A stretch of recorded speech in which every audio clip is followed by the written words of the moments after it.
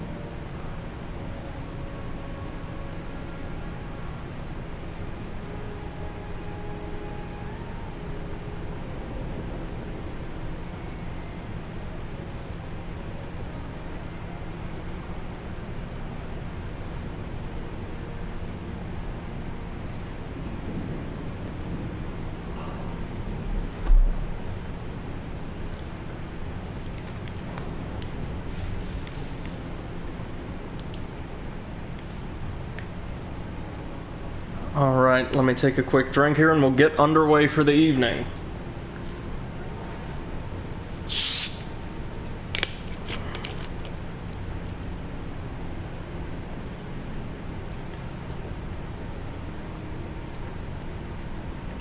So welcome, ladies and gentlemen, back to another stream here on the Overanalyst channel. Starting a little early tonight with some Hand of Fate 2.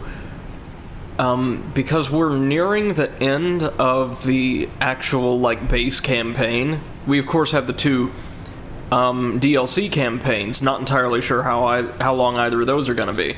But we're nearing the end of the base campaign. There's just one last little bit of grinding we gotta do in order to, progress onward. I've been told by a resident expert that the last 3 stages in the campaign are all pretty long.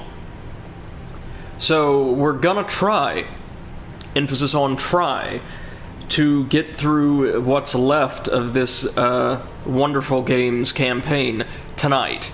Hence why we're on air just a little early tonight. I'll go at the least till around 10, so we'll see how we're doing. Now, if you recall, we're making our way through our companion Captain Estrella's quest line, and I've been told we need a certain relic for this one. Which ain't so bad.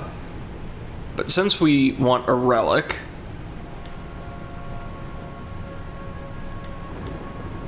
that means we definitely want to replace at least a couple of the food cards with cards that'll grant us equipment.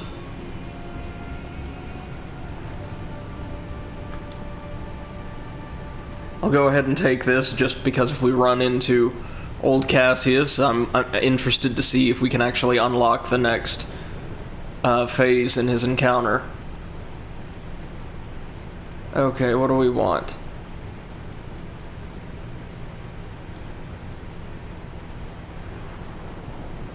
Merchant's Favor. Probably be helpful.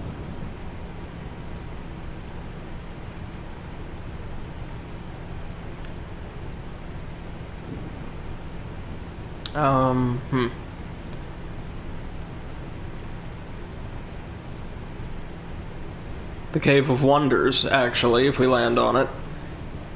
Might be painful, but we can get the artifact then. Dark Alleys, sure. Deep Water, sure.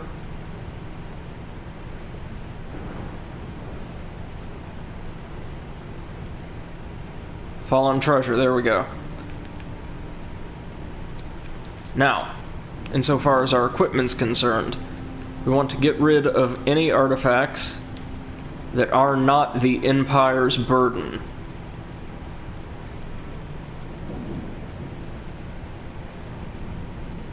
There we go. And what else shall we draw?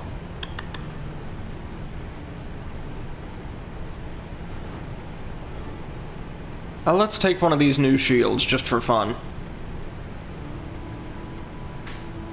There we go. Should have everything we need. Supplies all proper. Yep. Appears so.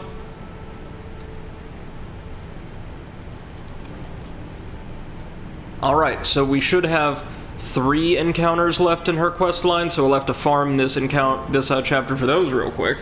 But then we should get Estrella's Platinum card, and finally be able to move on to confront the Emperor directly, hopefully. There we go. That's what we want to see.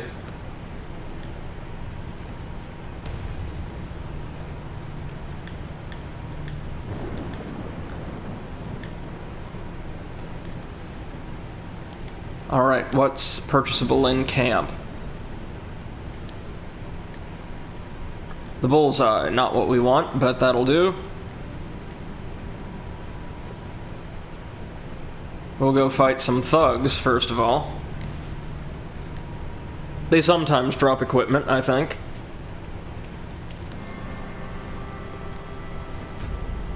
Just a few Imperial soldiers, we can take them. These guys, more often than not, due to the nature of the encounter, drop food and gold, but once in a while I've seen them drop equipment or even map reveal tiles. So, I'll be interested to see how that shakes out. Oh, I love our big mace. Gotta love a big mace. For this battle, yet we will press on regardless.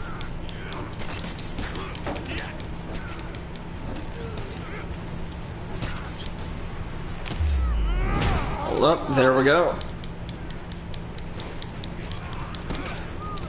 We have hit the point in the game where the Imperial soldiers are getting a little tanky, as you'd expect from the faction, at long last. But that still doesn't mean they put up much of a fight. I don't know if they patched combat at some point after release to make it a bit easier, because I swear I remember it being in, like, Let's Play videos I've watched from folks playing the very early stages of the game around when it came out, seemed to suggest that it was a bit harder early on. Oh dear.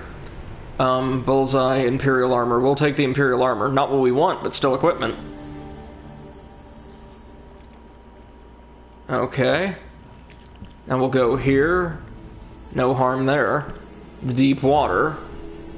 Who confronts us? Oh, just some raiders. Yeah, we'll fight them. They could also give us equipment. This entire run is just going to be mining our encounters for the Empire's burden. Then we can take on Estrella's quest, supposedly. According to our resident expert, who I'm gonna trust all the way on this one. Looking to crack some skulls. They ain't led me wrong so far.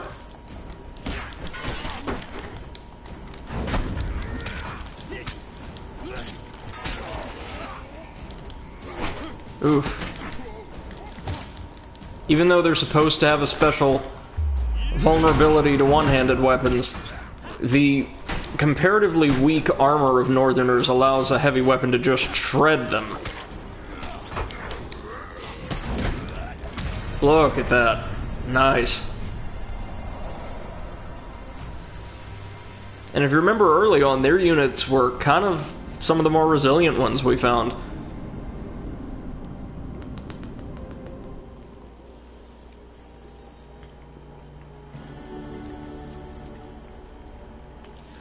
We're definitely wearing that. Is this going to be the bullseye? Oh no, it's the Mask of Holy Fortunes. Another really good equipment card, and a bunch of food. Very nice.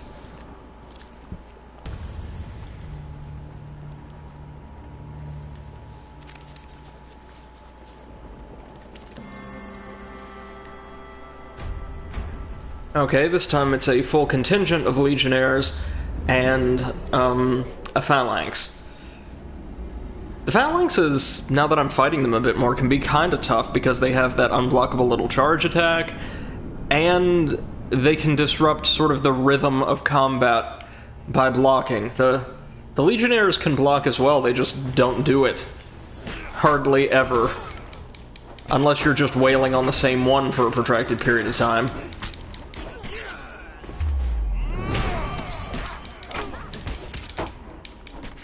Luckily, I think we've yet to meet a serious problem that a good old heavy weapon can't solve in Hand of Fate 2.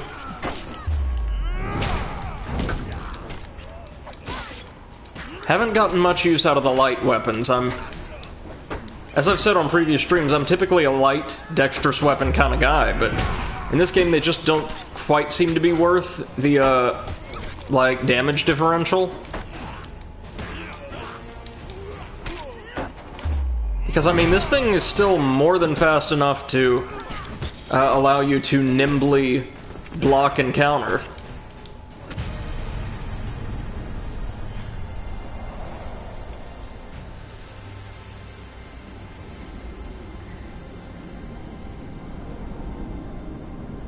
Alright, let's see what they have.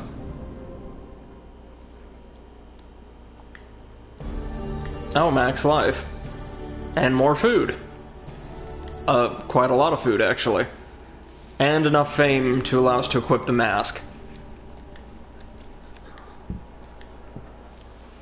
So not here, we'll need to go to the next land.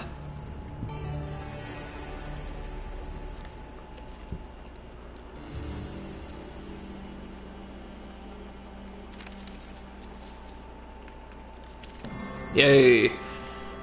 That mask comes in handy, I tell ya. What equipment you selling? Still not what we want, but a pretty cool sword nonetheless. Ah, the fallen treasure, which is of course the blade. Yeah, we'll take it.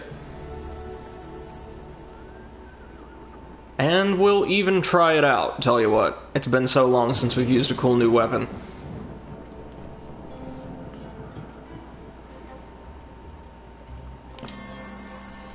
That one's nice and easy. The little success block always connects with the side right around the same time your laser does.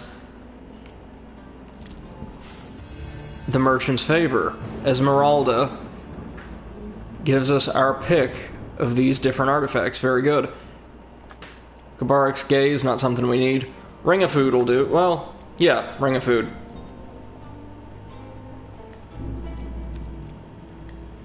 And we lose our companion for a bit.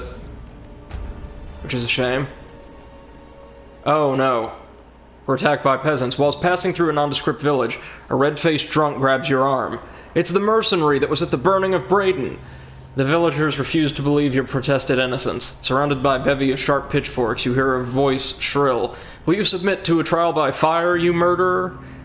If it comes to combat, killing the villagers will surely make you even more notorious. We'll give it a try. So they set me on fire, that's, or they try to burn me at the stake, rather. Ooh! That's a huge failure, that's gonna hurt.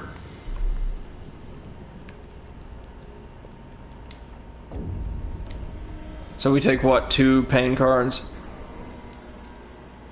Oh, we're actually going to have to fight the Empire, as well as just random farmers. I guess next time we ought to just cut them down, hey? No real consequences, since we're not going for a really solid run on the chapter objectives.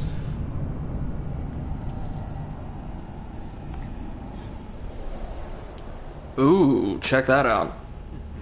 Oh, I like that. The Inquisition tortured Equia for black magic before burning him at the stake. His sword survived, and some say he still dwells within. But we know that might be true based on our experience with Kolbjorn.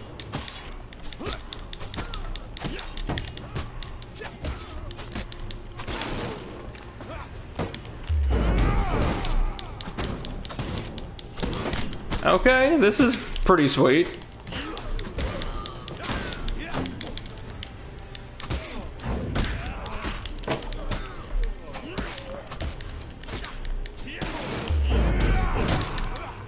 Oof. Can set some people alight for a little while after using its finisher. I quite like that.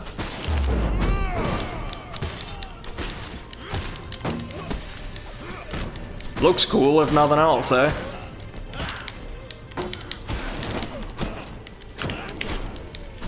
Okay, the farmers just need to stay out of this. This is clearly not their arena.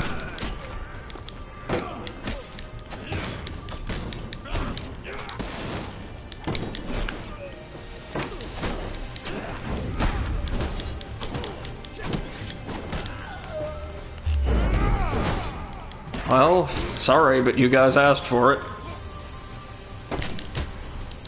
Note to self, do not submit to trials by fire in the future.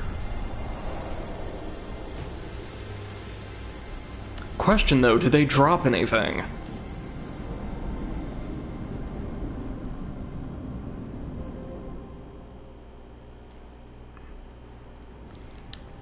Nope. The unimpressed farmer. We don't have enough fame, right? No, we need 30. Ah, the Cave of Wonders. Perfect. That might be a little tricky, but it should also give us the Empire's Burden.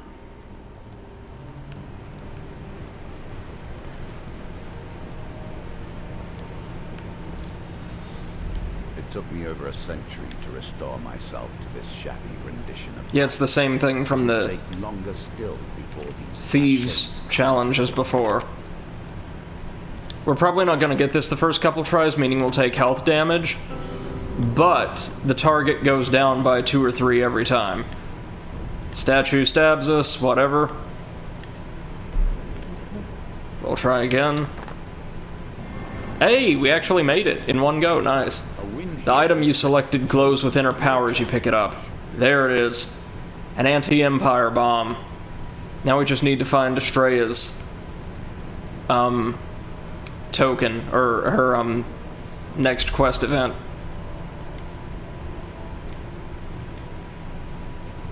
So thieves and a chest or the harvest blade. We'll go back to our fan favorite mace, son of Huge Hammer, and go attack the Northerners and thieves.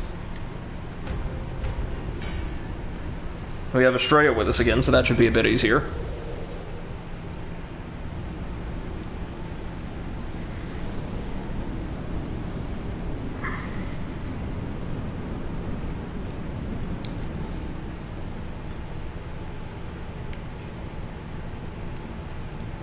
More evidence of the underbelly. Ooh, look at our new bomb.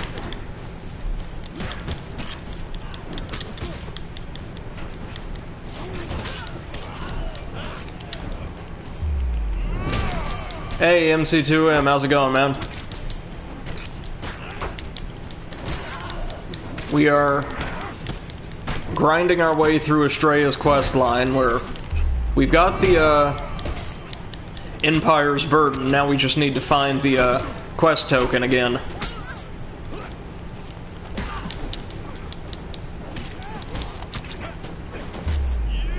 The great thing about the tower is previous encounters can naturally repeat on its map, which is pretty rare. I don't think it's the only map where that happens, but it's one of very few.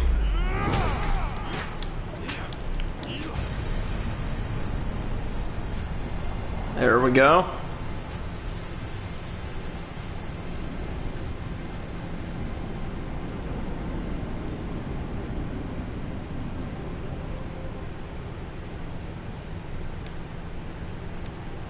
Gold, yeah, we'll take it. MC2M says tower is also very small. That's true, especially for this stage of the game.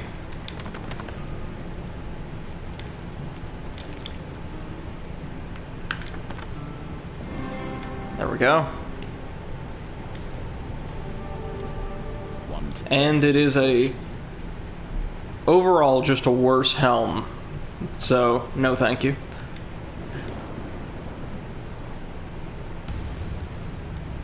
Moving on up.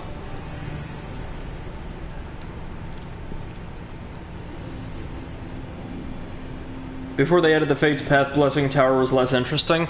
Oh, that was like a post-get or a post-release edition? Didn't know that. Ooh, the huge failure, of course. Of course it is. Oh, it's our new shield. Just a really, really solid shield. You know, I am... Ooh. a huge fan of Hand of Fate 2, but I will be very happy when I never have to deal with chance card gambits ever again. Let's see what's up here. Oh no. It's the thief.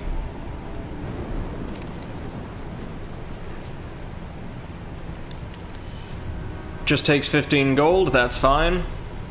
Got no problem with that. Oh, it was added with the Shard DLC. Okay. There it is. Estrella's unusual contact right below. Let's check it out.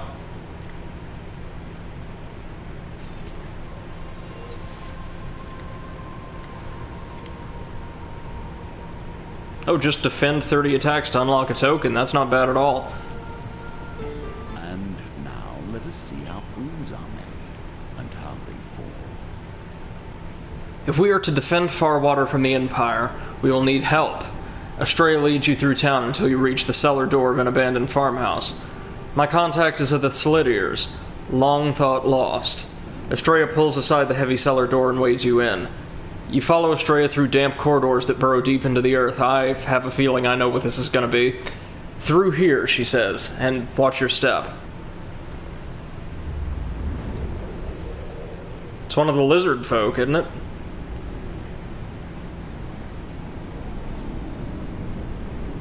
I doubt they'll appear as an element of the game itself, or like the, like physical representation of our memories, but that could be cool either way. Oh, and it's another dungeon. Yay. Ow. That one was entirely my fault.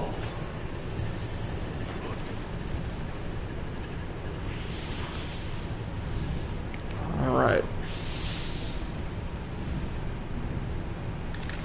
Let's get him. Uh-huh.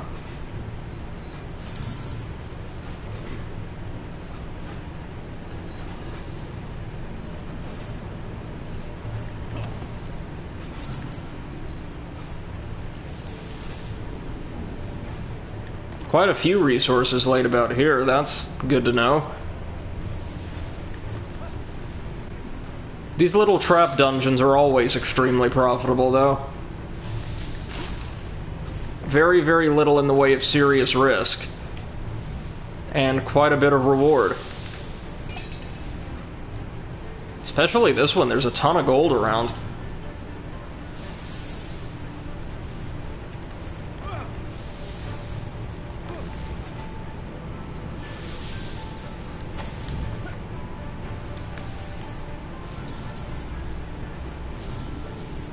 Probably around 25, 30 gold in total, maybe 25, 30.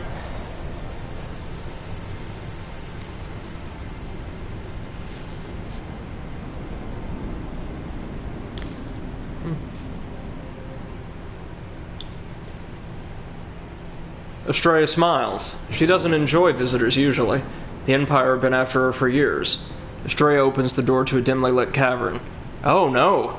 A giant humanoid rat sits on a pile of rags. A tattered hood casts its face in shadows. Immense and grizzled, the rat's long snout is gray with age. It's the King of Plague from the dealer's deck. You find your way past the cellar door of an abandoned farmhouse into the cavern hideaway of the last Siltier. It bears sharp teeth and rasps, "What goes?" Elder Queen, it is Estrella of Farwater. Your companion steps forward and bows. It has been many years since we last spoke, but I seek your help. A great army marches to take this town. The rat's milky eyes blink for a while, before her ancient head nods. It taps a claw at a box full of artifacts, some old and rusted, others shining and new. Then it draws a symbol in the dust and raises one finger. Estrella nods. She wants the artifact Empire's burden. We'll ask about the Siltiers. The Siltier hisses. No, no. None left. Only rat left. Estrella frowns with guilt. Long before either of us were born, the Siltiers were a significant presence in this land. Then, I believe, a past emperor decreed that they must be purged. How she came by such an unusual contact. When I was a child, I stumbled upon this underground maze in the Elder Queen quite by accident. This was, of course, long before I was even a soldier, before the propaganda campaigns declaring the Siltiers monstrous vermin to be eradicated. Estrella shakes the bad thoughts from her head. and gazes sadly at the ancient rat. She saved my sister and me from an underground worm once. She was quite the fearsome fighter back then. I suppose she's getting quite long in the tooth now. Must be at least 300 years old. I ask if she's really royalty. Estrella shrugs. This was all before my time, so I can't be sure. When I was a child, she was less old. She referred to herself as Elder Queen, and now she just calls herself Rat. The Empire doesn't have much official interest in their history. From what I've heard, the Siltiers did have royalty. Kings and queens and princes. Well, this is probably the most canonically significant companion event we've seen up to this point. Like, Kolbjorn's story was largely self-contained, though pretty solid, and likewise with Ariadne's. Malaclypse had a bit to do about the mages and their history over the past century, but we're actually meeting one of the courtiers that served as a almost purely like non-justified boss in the first game. And yeah, it seems like, the Dustmen aside, Kallas really did spend the events of the entire first game going out of his way to exterminate non-human civilizations. Yikes.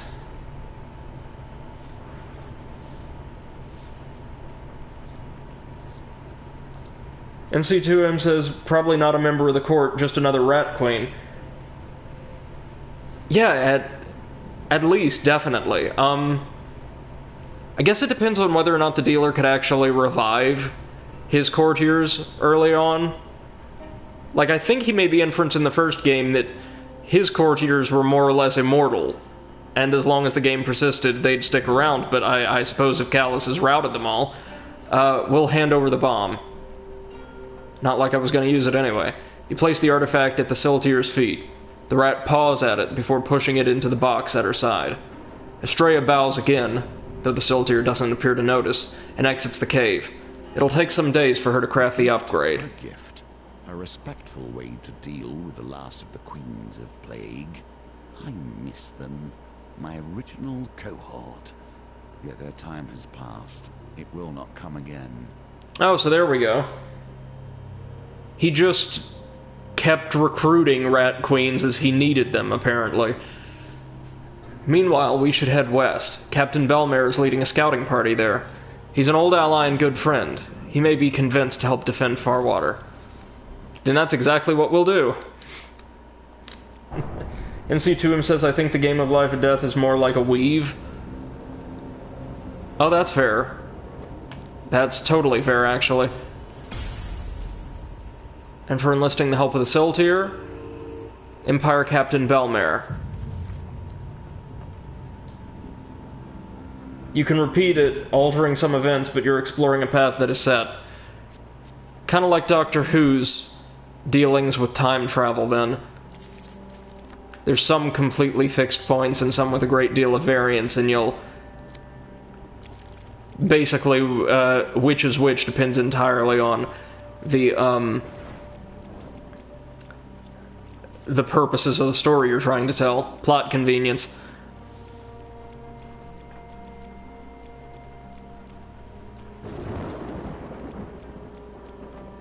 Now let's hope this next challenge, or this next quest, doesn't have any, like, totally insane requirements. MC2M says take the far north and Temple Prayers, maybe? I'll give it a shot. We've been staying away from these brimstone cards by and large.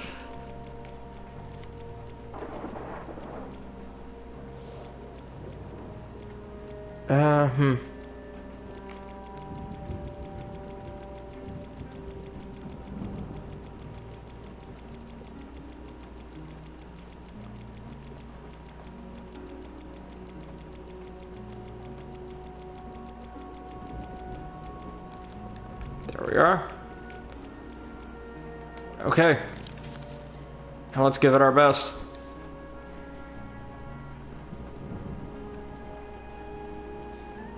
MC2M says these brimstones have superb rewards and are side quests on their own. Oh, I know. It's, in the Let's Play of the early chapters I've been watching just to see how other people deal with the game, Whoa. Oh, no, sorry, that was just the burning tower. I thought for a second I somehow made a major mistake and found myself in, like, the plus version of this. No worries. In that Let's Play, the, individual playing the game is attempting to negotiate the Forest Brimstone card, and it's a pretty lengthy little quest line. As long as it doesn't send me back through the Hoarfrost trial again, I'll be fine.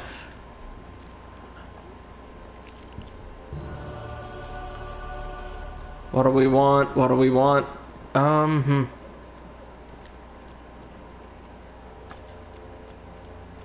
Wait, no, this is... Gambler's Banquet. Yeah, you're right. I hate that they so rarely give us any blessings that affect the games of chance in the Temple Prayers. I believe they did at launch and may have patched that out to not occur quite so frequently. They made a surprising number of changes to the game after launch, really.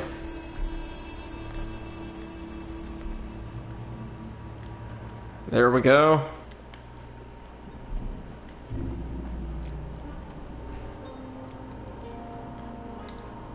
Now we'll head on over to Far Water.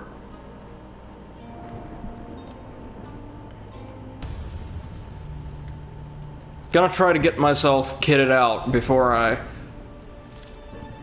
move to new lands. Who we got? Oh, just some skulls. Yeah, I will happily fight you guys.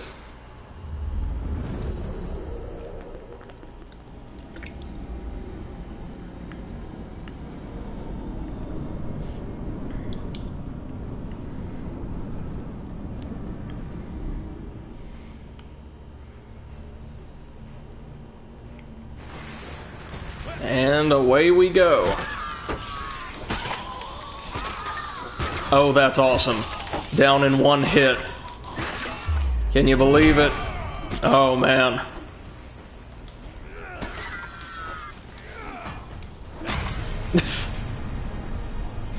Well, that felt good. Like, really, really good.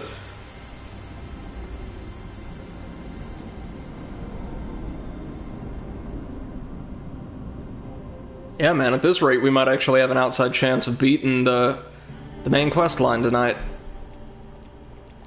I'll take the Imperial Armor.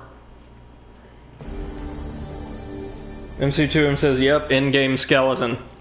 Oh, nothing quite like it.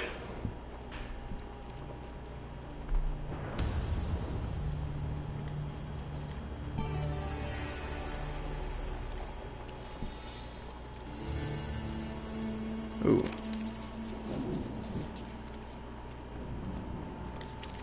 Regular failure, that's fine. Allies Here we go. and enemies. It is all a matter of time. Empire Captain Belmare.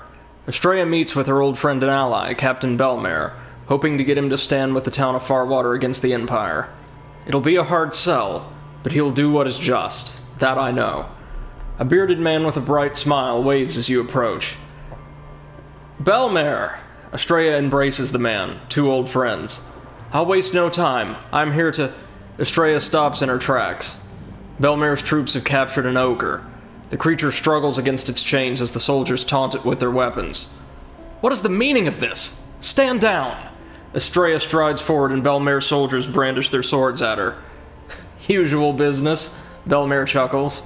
I've been assigned to sweep this forest of any undesirables, such as this ogre, or northerners. Belmare draws his polished sword and pokes the ogre, drawing some blood. Belmare! Estrella's face remains stern, but her voice shakes as she challenges her old friend. Think about what you're doing. The land is filthy, Fior. Captain Belmare frowns. The Emperor wills it. I'll end this creature's abominable life, and we can put all this behind us. Estrella glances from the chained ogre to Captain Belmare, her old friend and ally. I won't let you do this. My kind of event. And wow, Estrella's quickly shaping up to be probably the best human being in our little cohort. I actually really, really dig her character.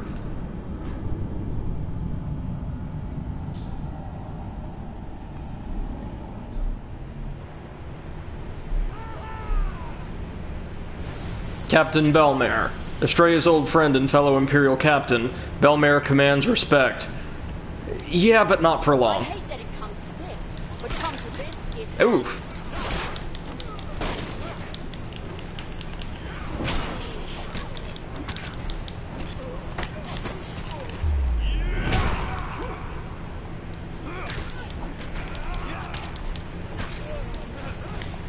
Nothing I love more than a good old straight-up combat challenge.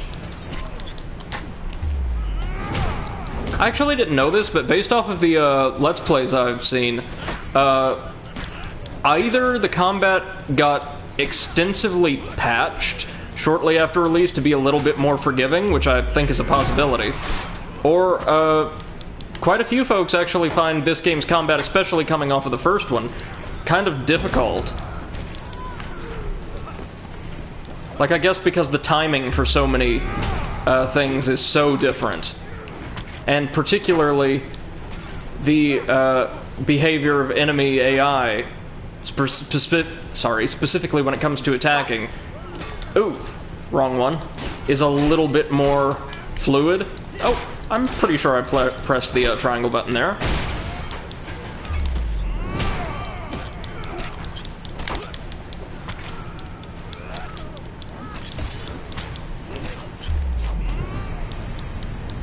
Oh, I agree with you. MC2M says, I find the combat easier than in the first one because it's tighter. No, it's much tighter and more responsive. I've never felt like I took damage I absolutely shouldn't have because I got locked into an animation that the game decided to slow down and make about, twice as long as it'd normally be for finishing blows. Which happened very rarely in the first game, but it did happen. No, this is pretty tight, and MC2M says the reaction time is shorter. That's absolutely true. The poor guy doing the playthrough I'm watching, though, just hit that, second real cluster of challenges that ends with a at or around strength like a brick wall, man. Oof. As it happens, I'm not terrible at this. You're unclear who landed the final blow. Estrella lays the soldiers' bodies out, side by side, with their swords on their chest, then lights a signal fire. The ogre watches Estrella carefully as she removes his bindings. Her eyes are wet, but her face set in grim determination. Freed, the ogre hefts his discarded club over one shoulder in preparation for a mighty overhead blow, then thinks better of it. Thou hast saved me from the maw of death. A boon I owe unto you. Why, thank you very much. Estrella and the Great Ogre exchange a bow. I ask you to fight in the battle for Far Water. We plan to defend it against the Empire. A reward. Well, that was nice and easy. Against the Empire. The ogre grins menacingly, teeth jutting at all angles. Thou ask of me what I would most enjoy. Oh no, MC2M, I know, they say everybody got hit by strength, to be fair. No, totally understand that. I mean, the poor Let's Player ran into brick walls on just about every challenge around strength, with the notable exception of the wheel, which is, I think, pretty easy for that stage of the game.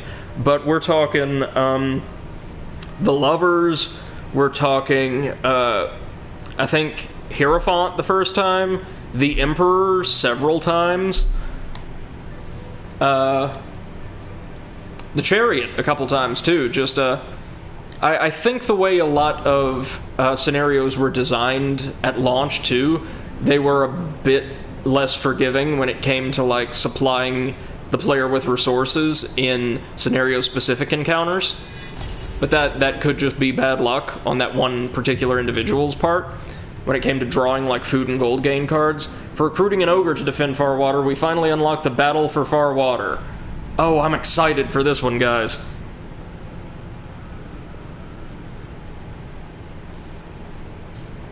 Well, let's do it. Let's send Estrella's quest line off in style. Whoop. There we go. I've also forgotten entirely that we have Cruel Katura, but I guess we can grind her quest line in the post-game.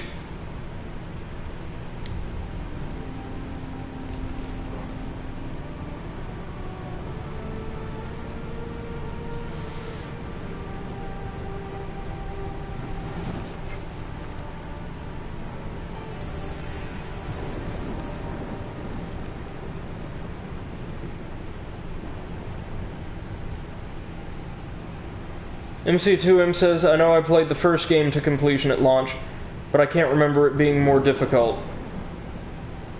Yeah,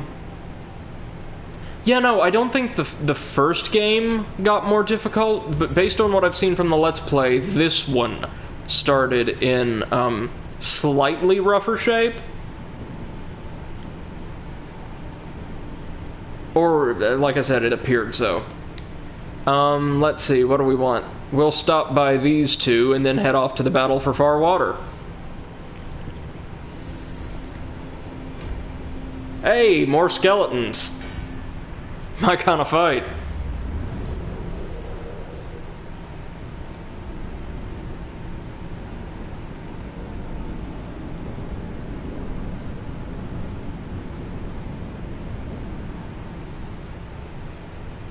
Oh, no. MC2M says, by first game I meant the first version of Hand of Fate 2. Okay, I gotcha. Yeah, no, I don't know. It could just be I'm watching somebody with even worse luck than me. To be fair, it's somebody who's also got a way more daring playstyle than me.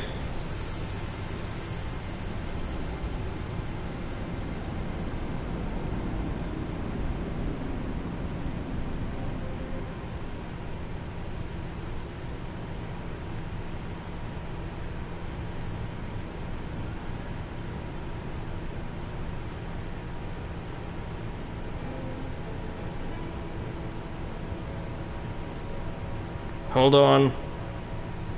Sorry guys, just got something I have to respond to really quick.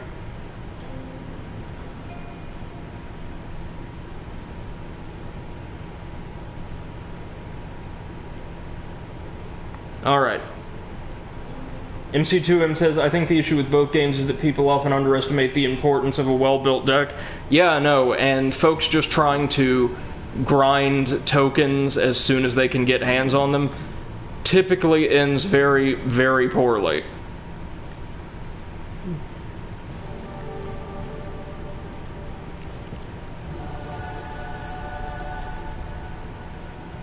Yeah, we'll take it. Not that it's really gonna matter. If we do this properly, of course.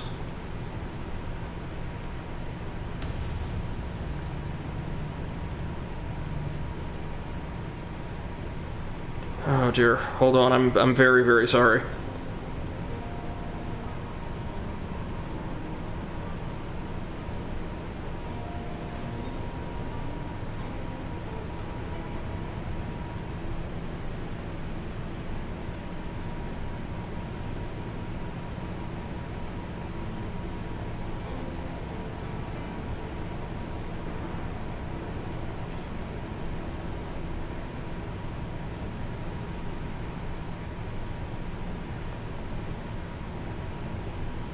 There we go. Sorry about that, folks. Oh, MC2M says, unless you look out for far north right after. I may do. 1 second. Sorry about that. The table has changed, yet the stakes remain the same. Life or death. There we go. Yeah, I do apologize for that. I was having to text a relative. I've been having issues with my freezer.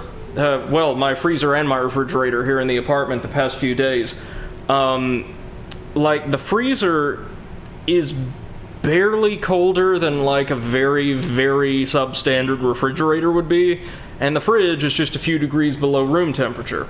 And this is a new development that's just happened over the past, like, week or so. And I'm like, oh, that's terrible. Better get the maintenance staff in to have a gander. And they come and they say, oh, it looks like one of your vents may have been blocked by ice or something in the freezer.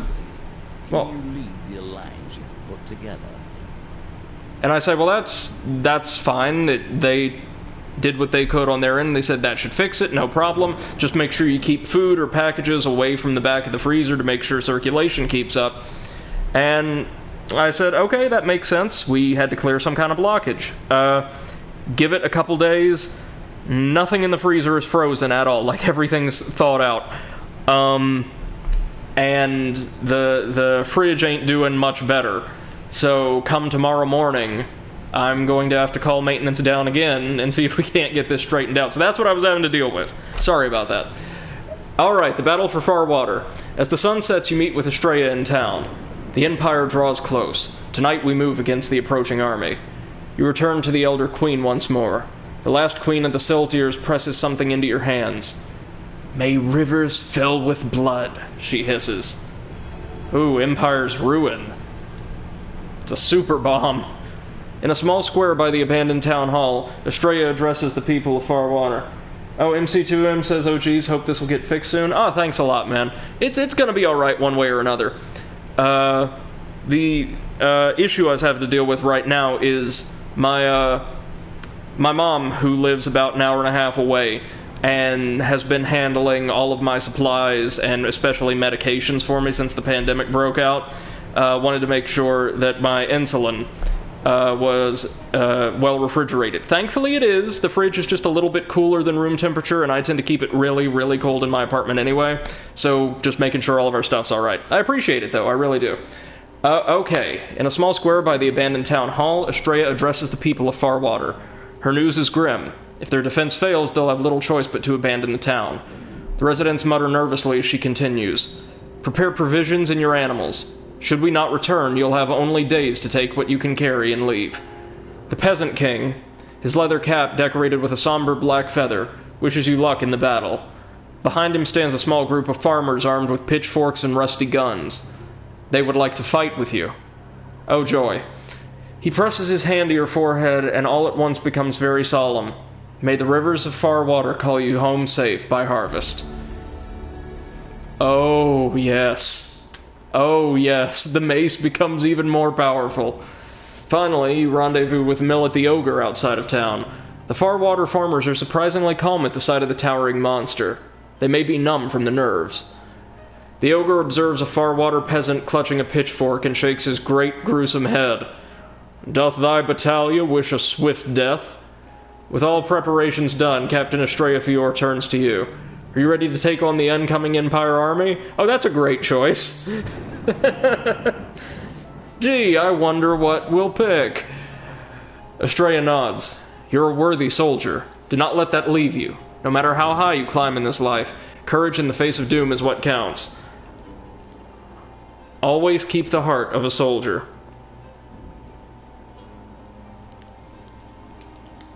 Now ready yourself. We may not make it out of this alive. Estrella leads your ragtag band to the bank of a great river. Knight Mournholt leads the Legion. He plans to march on Farwater at dawn. If we can reach him before then, the town may be saved. So... Oh, MC2M gives us the text, too. Weep in terror. Estrella averts her gaze respectfully as you gather your wits again. We may not make it out alive, but it'll be a worthy death. Yeah, we made the right choice. Oh, man, this is my kind of challenge. We're going to have to fight our way through a gauntlet of Imperial forces under a time limit. You run into a squad of Empire soldiers, perhaps a scouting group from the main army. Will you use the peasants in this fight? Oh, no. Will we use the ogre in the fight? Nope.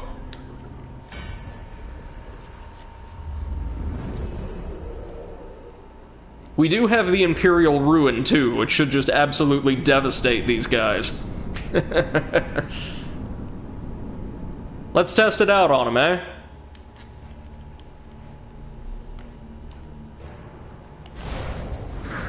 Oh, no, it's not even a standard bomb. It just drains their health. It's like all of the anthropomorphic rat's rancor focused into a single artifact. That's beautiful. Oh, y'all, this is how I like my Hand of Fate quest lines to end. This would be even better if we somehow got our hands on the Ripper, huh?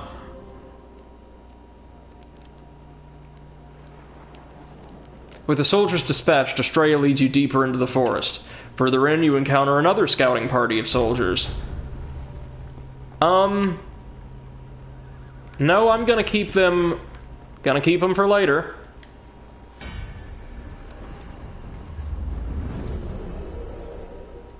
I mean, between my hammer, the blessing, and the artifact, these guys are gonna have a pretty hard time keeping pace with us, eh?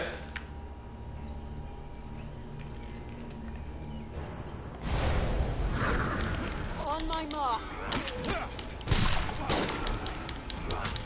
The slowdown on the Musketeers is actually a bit of a mixed bag, because it, as you could see there, threw off my timing for dodging just a little. Right about 20 seconds.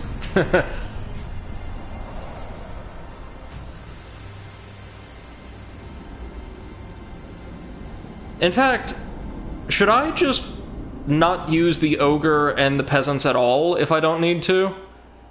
With the soldiers dispatched, Estrella leads you deeper into the forest. You find a small camp of Empire soldiers settling down for their evening meal. They drop their stuffed apples as you burst through the foliage.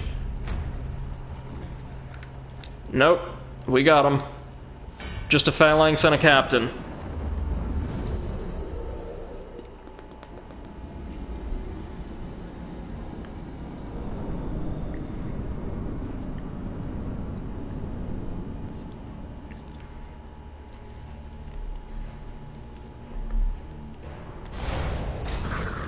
Oh, that's a lot of spearmen.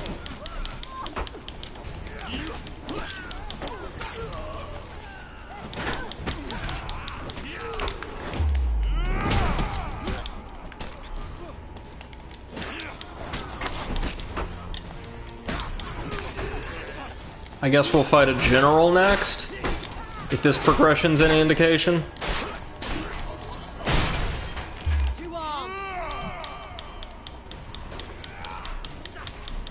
There we go. I have a feeling this is gonna be very good training for the next couple of story chapters. The Sun in particular. Or no, I bet Judgment's gonna be the all-out slugfest. Here, she stops at the side of a camp flying Empire colors. We've reached the Imperial Command Center. Knight Mournholt is here. A figure resplendent in heavy armor pushes through the soldiers. He's taken aback at the sight of Estrella. Well, it seems I've lost a bet. I wagered you had died in that debacle in the Old City. Knight Mournholt smirks. You've fallen far, Fior. Do you really think this whelp, he gestures to you, knows what's best for this land? We need unity. We need strength. Rabble like this seek to tear us apart. Estrella's confidence falters as she stares at the Empire banners, the banners that she used to fight for. I do not want to kill you, Mournholt. I don't want to kill all these soldiers here. But if you don't stand down, I will kill you all. The soldiers arrayed behind Knight Mournholt grip their weapons and glance nervously about. The Emperor wants unity at the cost of those unlucky enough to be born in the way of his progress. Estrella draws her sword and pistol. And if he will not stop, I'll kill him too. This entire quest line, and indeed this, last third of the game's plotline, actually constitutes a pretty solid, if straightforward, critique of, very late-era imperialism. I'm really impressed. Will we use the peasants? No. We got this. Our allies are making it out of this alive.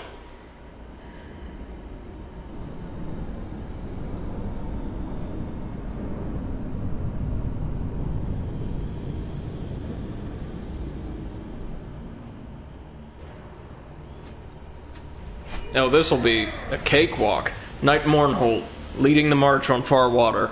I know I've said it several times before, guys, but I really dig the design of the Imperial Knights.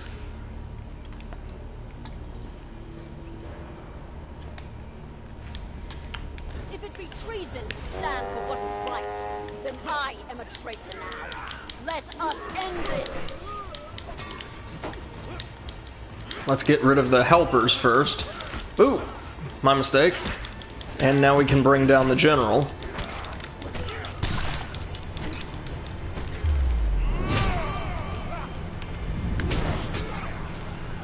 And now only Knight Mournholt is left.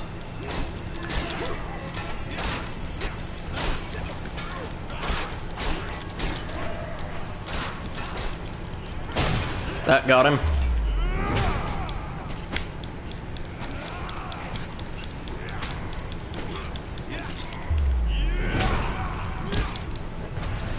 there we go. That should be Estrella's questline done, hopefully.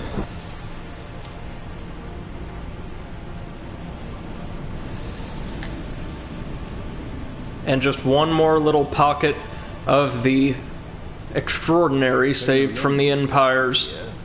Ooh. The Empire's all-consuming mundanity. With the Night Mournholt dealt with, he can no longer send the word to march on far water. The village will be safe for now. Estrella wipes the blood from her sword, the faded Empire tattoo on her arm flexing with each swift movement. This is high treason. From here on, I am no Empire captain, not even an Empire soldier. Ask what'll become of far water. The Empire's armies are vast as the ocean. They'll come again for this stronghold, but far water will be safe for a time. They'll only truly be safe when the Empire ends its war on the north. And what'll become of her?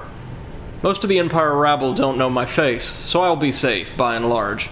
Once word of this gets out, any soldiers that recognize me would be ordered to kill me on sight. Let them know. Let them know that Captain Estrella Fior stands against the Emperor. And we'll carry on. I'm not a young woman anymore. The world is a darker place than I once thought. I've become complacent. You return to far water, Estrella deep in thought. At last she speaks. I misspent my youth fighting for the glory of a cold and uncaring empire. I'll spend the rest of my days fighting to dismantle it, no matter how doomed that endeavor may be. There we go. You must finish what we have started.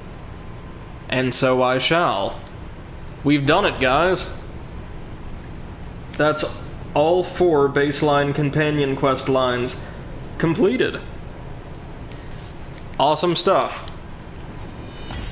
We've unlocked Estrella's unusual contact and the Rebel. And unlocked the trophy for Estrella, of course.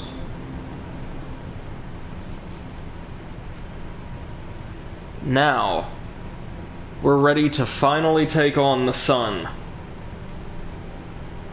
This is the chapter wherein we're ostensibly going to infiltrate the palace and overthrow the Emperor. Let's check it out. I think back to the times when I stood at the throne of life and death, played my game and made my peace. I was a force of nature then. Truth flowed through me, unchanged. Now, I am but a mortal. I find the world so full of friction. People are so much more pointed than true. So Valenos is becoming increasingly animated as we carry on. Okay, so we don't get a companion or supplies with us. So let's see what they recommend. Oh, Lord, no. No. Well, maybe, actually. MC2M says, I told you to keep in mind the Emperor challenge. This is why. Oh, I see. I know what we're gonna do. Cartographer might be decent. Fallen Treasure, I like that one. Dark Alleys, I like that one. Grimalkin, we don't need. The Illicit Trade, we don't need. Little Devil, we don't need. Fairy Ring, we don't need. The Shaman, no. Merchant's Favor is very good. We're keeping that.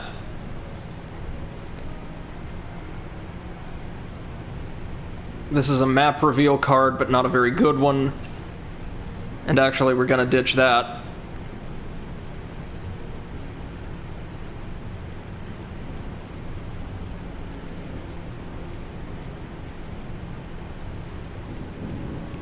Because, and old Brady actually knows what he's doing here, we're gonna go for Man of the World. And, what are we thinking, folks? Do we want the Maiden? Do we want Death's Garden? Do we want Goblin Town? St. Tala's Day? All of these are great. I'd be tempted to go Goblin Town just based off of what we're dealing with.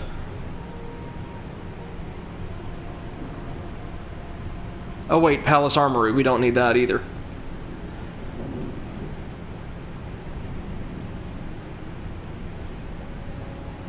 Good old St. Tala? Okay. Always a safe bet, that one. Oh, and Wine of the Gods? Maybe. We'll see. That's a big maybe. Forgotten Dreams we're gonna throw in there. Gamblin' Hansel. Always reliable.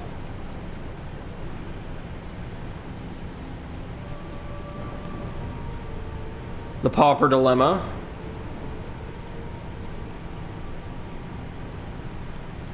Temple Prayers and Far North. Definitely Temple Prayers. I don't know about Far North. I'm thinking of saving the Brimstone challenges where I can, this being the exception, for the post-game, because I'm going to do some post-game streams of this, don't you worry. What am I thinking? Street Fighter, I kind of like Street Fighter.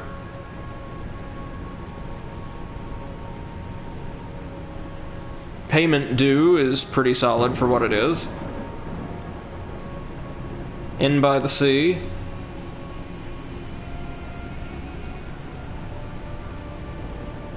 And, Fate's Dealings is a great one for this, alright. There we go.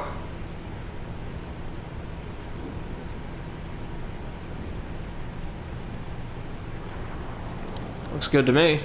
And equipment. This is where we're gonna have to do some heavy editing. Gambler's Hood, we'll keep it. Meteor Strike is an artifact. I don't really care for those. Thieves' Folly we don't need. Ward of the Innocents, fine. Marksman's Bane, fine. Nazgar's Reckoning, no. Assassin Blades, no. The Suit of Ice, I really like the idea of, so we'll keep it around. Don't Starve with the Pious Robes, that's good. Ruby Ring, no. Okay. We'll take the Absolved Plight. Assassin's Blades is actually great here. Alright, we'll throw it back in. Not a problem. How many fame does this need? That's quite a bit. Or no, sorry, not Absolved Plight. We want the Peeler.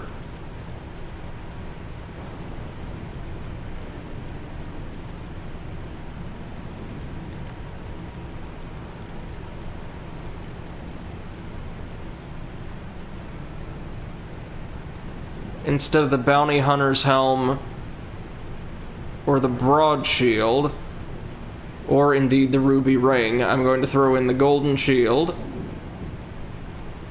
for that money. The Imperial Armor. Oh, sorry about that.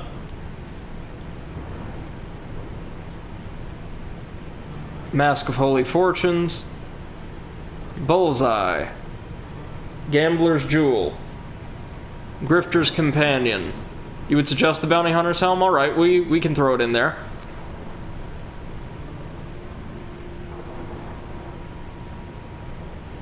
And the Gladiator's Helm. Alright, that's a lot of helms, but sure thing.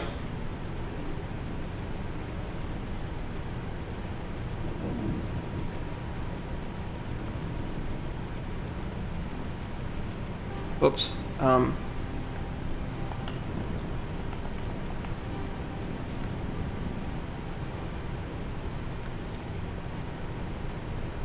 Alright, that should do us.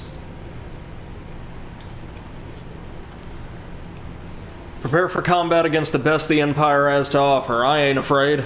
Let's do it. It has 2 tokens though, so I'm immediately on edge. Oh, so the Emperor actually is the boss here. The Emperor of Steel. That's exciting. Removing a figurehead is only the beginning of what is needed. General Flinthallow has provided you with the secret route into the Emperor's palace. Unfortunately, it takes you through the city's sewers. As you wade through the grime and muck of an entire civilization, the voice of the hermit echoes once more in your mind. You must kill the Emperor, but that will change little. Kill one and another will take his place. Yet all of this will guide you to the place where you can make a real change. You're coming closer and closer to the moment when things are no longer determined for you. You take comfort in the presence of your companions and call one to your side. That's a no-brainer.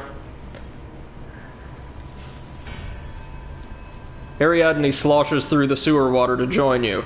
She peers down the tunnel. By the look of those iron bars, this place fills with water on the tide. We might drown if we don't hurry. How exciting! Okay, so I take it making it out of the sewer in time is our gold token requirement here, or making it out before a certain amount of moves have been taken?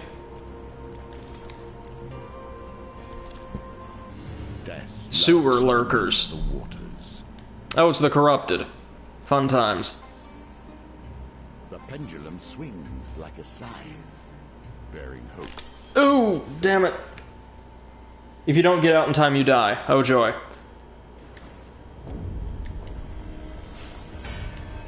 At least we get to see upgraded Ariadne. Does this one have like a really weird esoteric condition for getting both tokens, or no?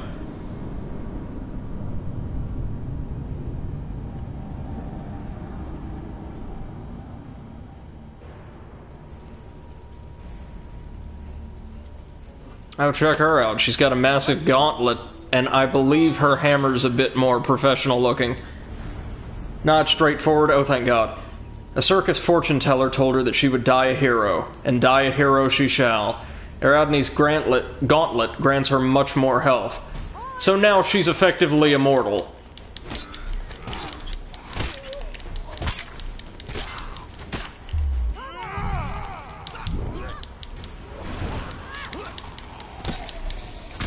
Well, let's hope we can find the peeler before we run into the Emperor, huh?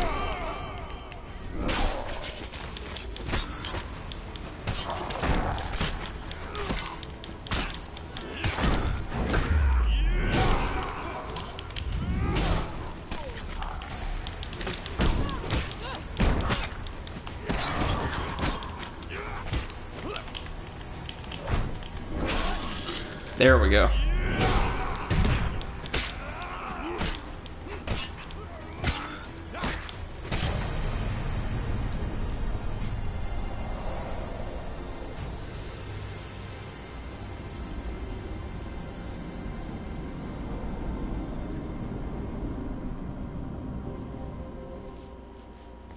Alright, do you guys happen to have any equipment?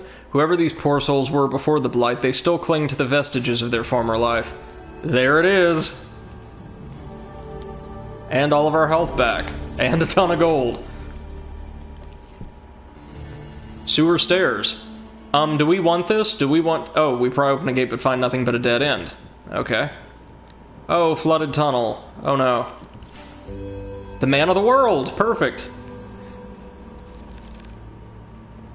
So, help me out here.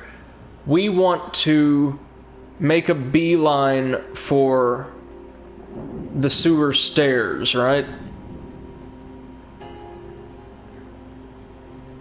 So we want to run for the sewer stairs cards. Is it worth trying to get through the blocked passage to get to the fallen treasure in Merchant's favor, now that we've got the peeler, or no? Like, I mean, that's really tempting.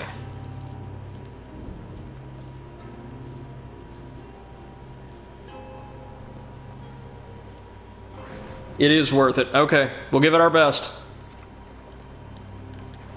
Thanks, weird little sewer man. We have time for it, good. Okay, so that's the way out. There are many who ventured down here who never returned. Uh-oh. At least until the flooding returns them to the surface. Ooh, that's real bad. Oh, damn. So we get lost, and the flood level rises. And we lose our food. Balance of resources is key. No one wants to perish well. Ask Ariadne to help us break it down. Alright, eyes front. 2, maybe?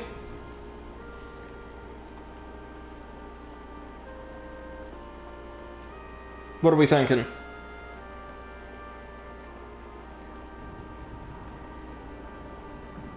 Five. Oh, that was a failure. Oops. Swap companions. We will get old Kolbjorn to try. Oh, and it's using all of their games. We should have gone Estrella then. Games within games within games.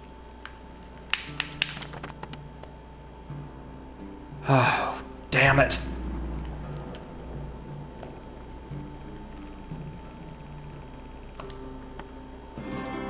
There we go.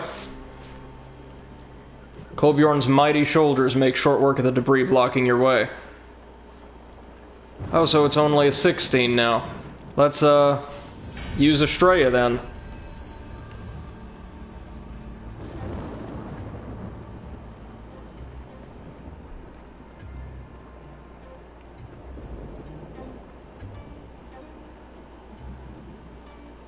Ooh. Yeah, retry. I don't care if it's harder.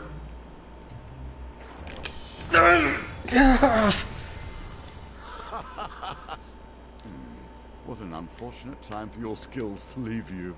Oh, these are gonna be a nightmare, aren't they?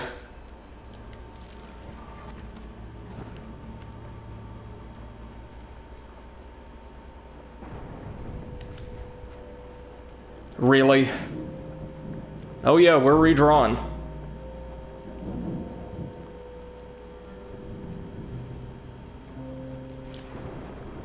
Oh, Jesus Christ.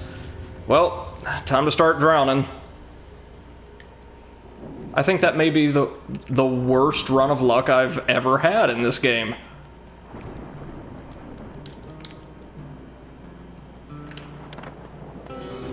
Oh, dear. It can't be worth it at this point, right? God damn it!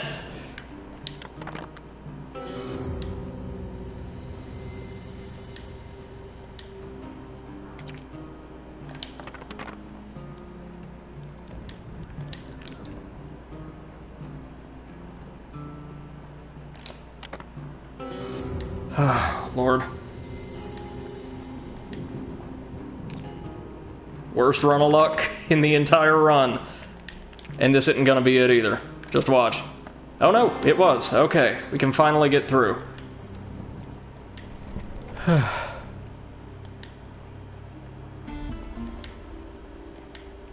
Oh, it's free money. Yeah, we'll take it.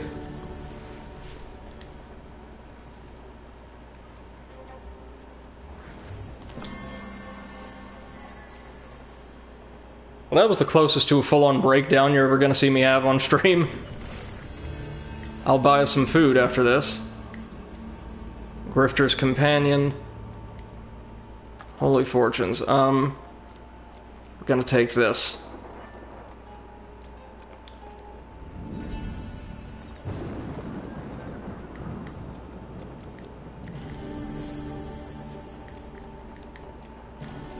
Oh no, I know I can swap them out. We're good for now. Oh, the Suit of Ice, which is extremely expensive. Suitably so, though.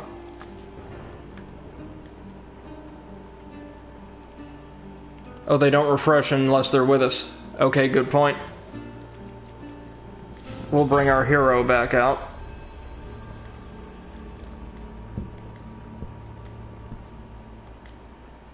Oof. That didn't damage our chance at the gold, I hope. And so we reach out of the sewers and into the prisons, ascending one step at a time from the filth of the world with our eyes on the glory beyond. We're gonna have to save everyone in here, aren't we? You emerge from the sewers into the cells of the palace's prison. The land's most reviled enemies rot here, the Emperor unwilling or perhaps unable to end their misery with execution. You survey your surroundings. The courtyard to the Emperor's chambers are just through that door. But we want to free everyone in the prison, assuredly. Yeah, we'll need the jailer's keys. There's our jailer.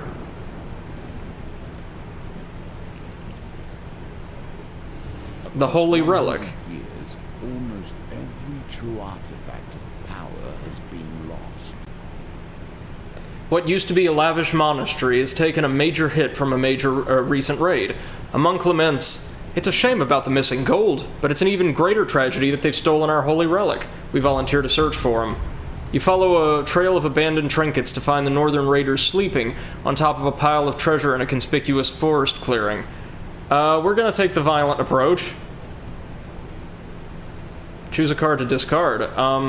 Let's get rid of the trappers. You managed to take one of the raiders out before the others wake. Good, good. And after this, I'll have enough fame to bust out the big gun.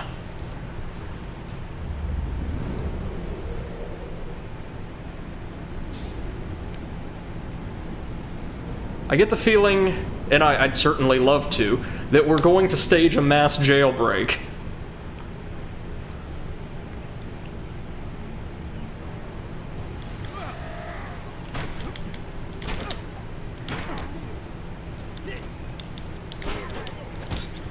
There we go.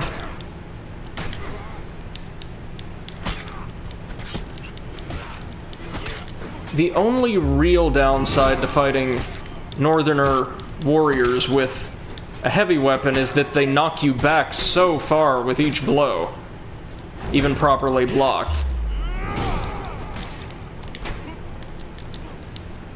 That's why dodging is probably preferable.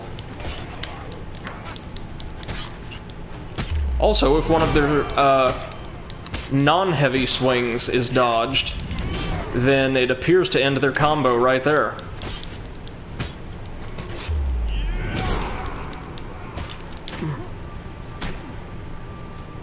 That first blow came really close to hitting home.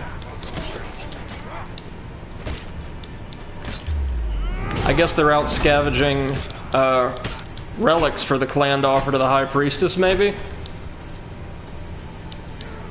They seem to be about as fond of blessings as I am.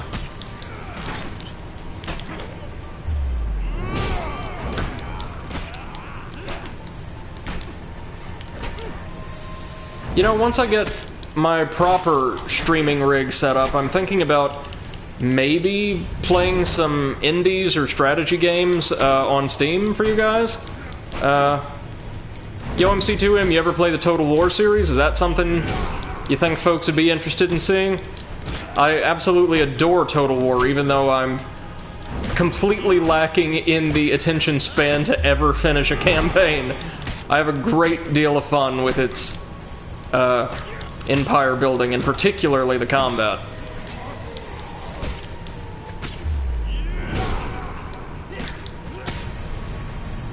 MC2M says, the jail is the only place to find one specific achievement. Huge success on a wheel gambit. So I guess I better bust Mal back out once we restore Ariadne. There we go. You haul the stolen items back to the monastery. The monks grab the carved sapphire hat from you as soon as you return. The holy relic! This is worth far more than gold to us, so please take the rest as your reward. Yes. Very nice.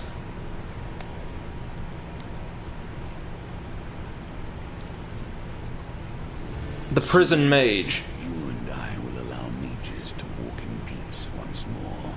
We are close. Oh, get huge success in 10 wheel gambits? Wow. MC2M says, I've seen a bit of Total War, but it's not really my cup of tea. Yeah, no, it's the type of thing that folks either adore or, like, don't really get into much at all. I've seen very few people say they outright hate the series, but it's like the kind of thing that either interests you or doesn't. The Warhammer entries are what really drew me in, because historically accurate warfare from periods that I study at length for my schooling, that's pretty interesting. But, like, having the ability to manually control a goblin catapult that flings these little gremlins with explosive cones tied to their noses at people, that's up my alley. A brilliant light catches your attention in the gloom of the palace prison. You track it to the source and witness a group of mages mid-incantation, conjuring a spectacular orb of arcane fire. One of them shouts triumphantly, I knew our power could not be extinguished. Even under the dampeners of this prison, we are strong. And we didn't get the... You may be able to leave unnoticed. Do we want to intervene or leave? Because I can handle them. MC2M says I played quite a bit of Europa Universalis, or Universalis. That's one of the Paradox grand strategy games, isn't it? Man, those things are so intricate, so in-depth, so many things to keep track of at a time. I absolutely adore reading screenshot LPs, but I have the hardest time trying to play them myself. Like, I take it we get point, or we get something if we cut the seer down, right?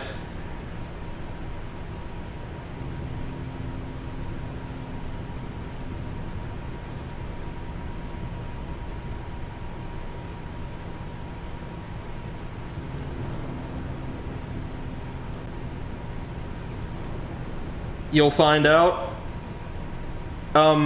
As long as it doesn't blow the mission condition for me, I'm happy. Life and death. Like, I'm kind of interested in seeing what a brimstone mage does. Yeah, let's go for it. Even in prison, we're not free of interruptions. No doubt you're here to break our tribune. We cannot allow this. I didn't just screw myself, did I? Like, I get the feeling this is going to be a pretty easy fight.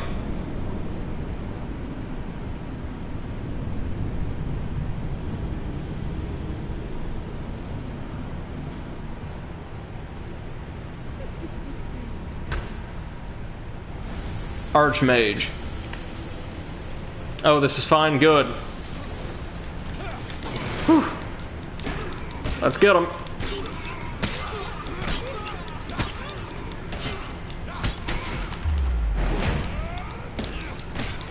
Oh, wow. It is interesting to see that this is implied to be the same exact boss we fought, like perhaps the same individual from Valenos chapter.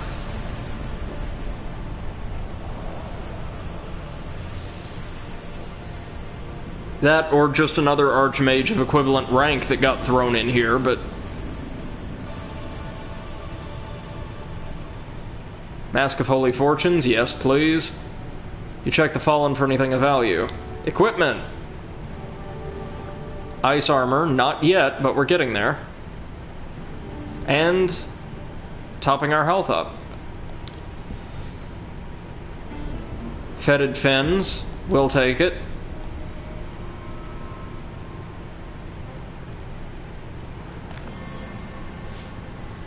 Always take the small bet.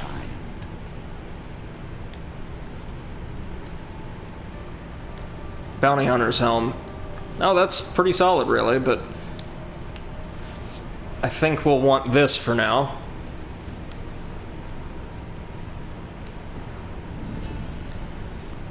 Give me all that food. Yes.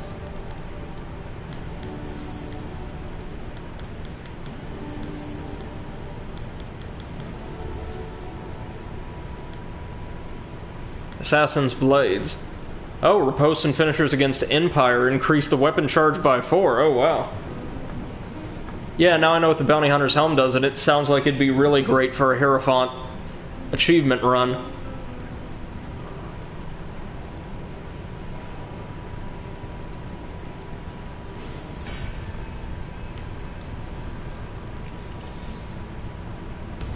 Street Fighter.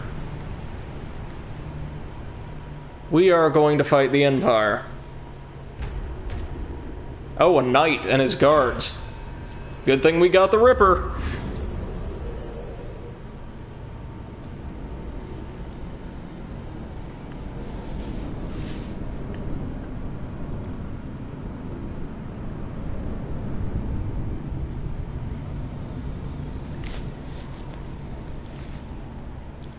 There's Mal with his dashing new arm.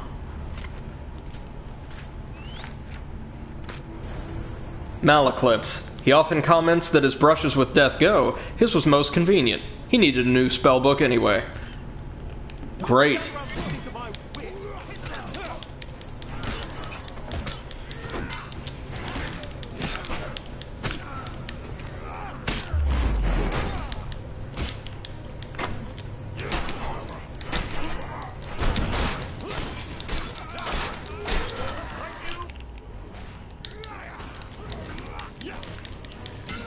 We should make it out of here with a fair amount of time still on the clock.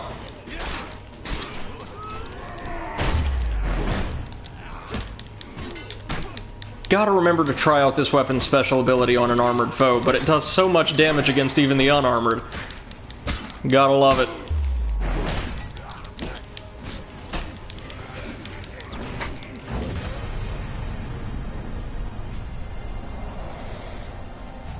Just those blank eyes never cease to amuse me.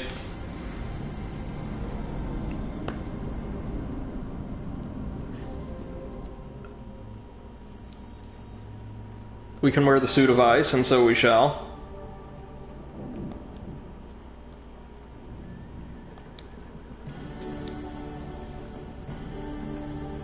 Even more equipment. Oh, Gladiator's Visage. Food gain card after really successful combats. Well, we're taking this. We're not equipping it straight away, but we're taking it. Because the alternative is the blades again? Yeah, no, this is what we want. I'm sure you will find your own arenas to put this to work. And now the Gambler's Hood. After the first roll in the dice gambit, optionally reroll all 2s and 5s, nice. Or the Frontier Barbet. We'll take the Frontier Barbet just in case.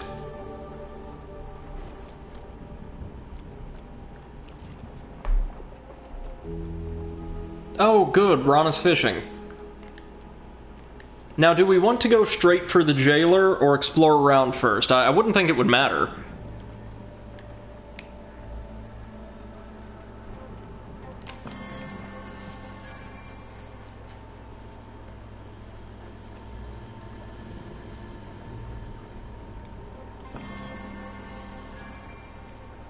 Breathe. You have done well. Now we go for the Gloom Grouper. Nice and easy. MC2M says you're pretty well set. Okay.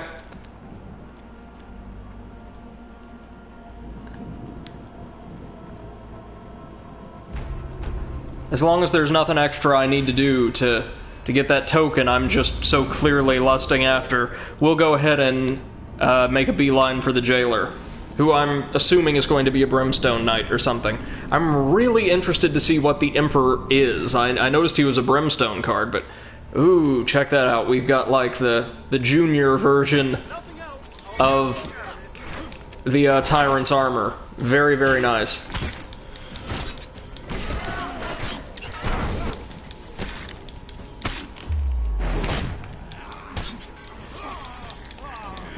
Oh, Mal, you just cannot keep up with combat at this stage in the game, can you, buddy? I really appreciate that he is the... Ooh, that's what that new bash does. Ouch. He is the companion they started you out with.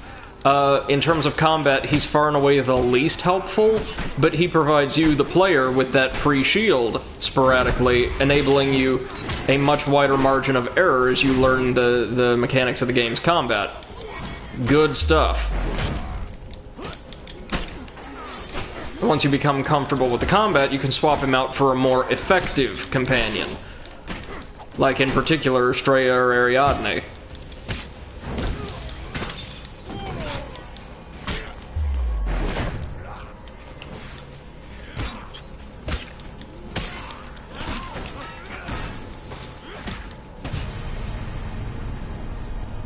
Down he goes.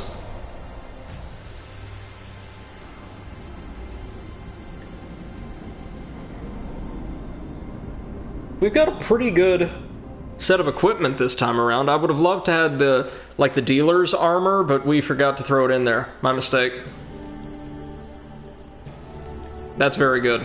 Right on. Good, we run into the jailer. To the kingdom, perhaps, but enough. Oh, I know we can swap equipment right before combat. The jailer looks genuinely surprised to see you in his prison. He's a brimstone farmer. What in the Emperor's name are you doing down here? You attempt to persuade the jailer to hand over his keys without bloodshed. Oh no.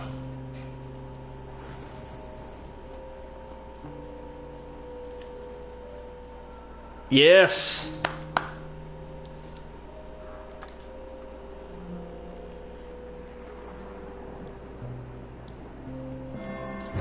Yeah, I know we can get the gladiator's helm on before combat if we like.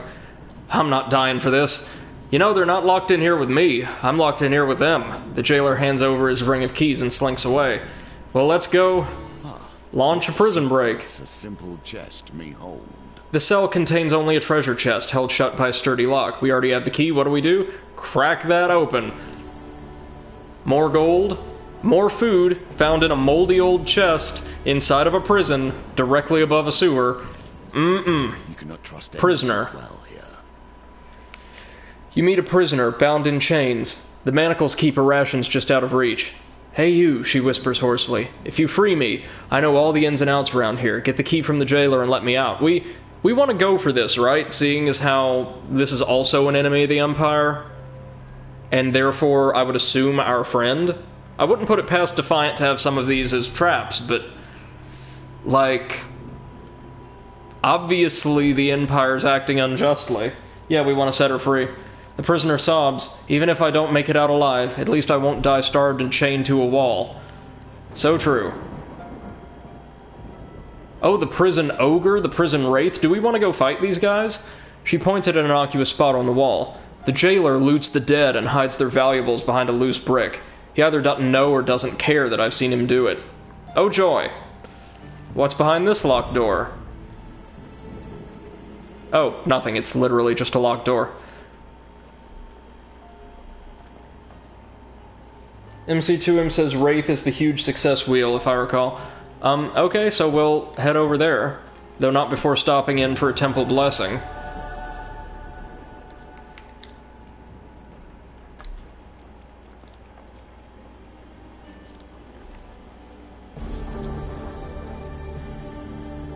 Ooh, very good. Oh, we found St. Tala's Day. Gotta go for it.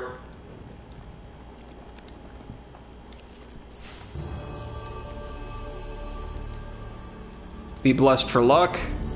Deft eye, good.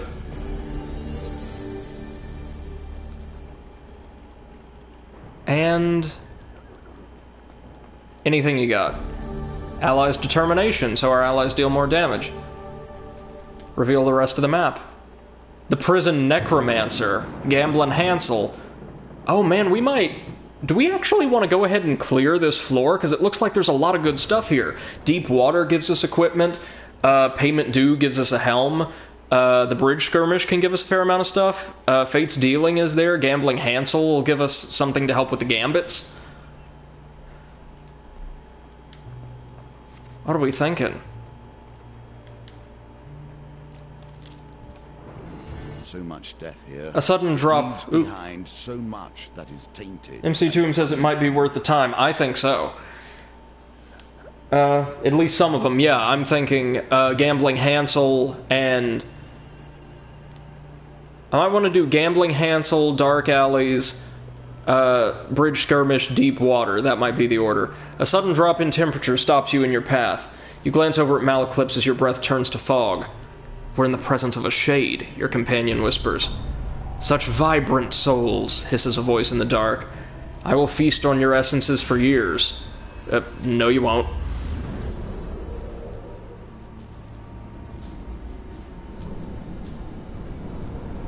I don't think so.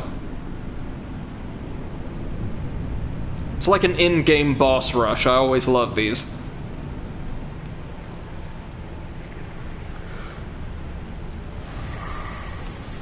Spurned on eternally by rage and sorrow.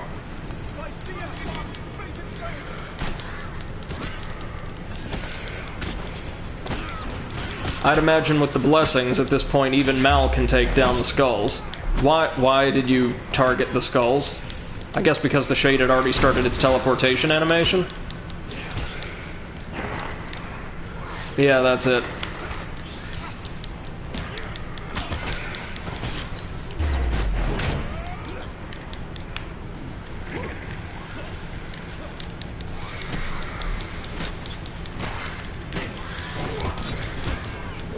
There we go. I probably should have put on my helmet, but we're still doing fine. Still doing just fine.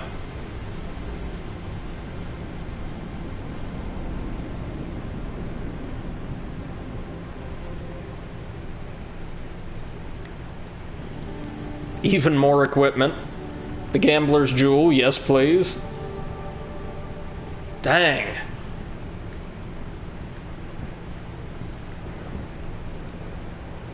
Now we definitely want Gambling Hansel. Just to remind ourselves, what's this? Then we'll definitely equip that for now. Just a phalanx.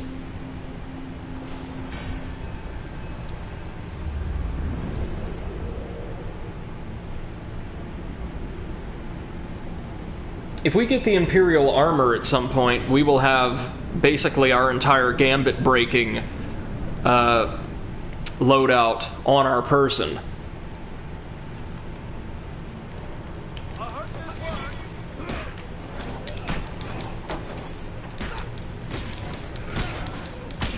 Oh, the peeler. God love it.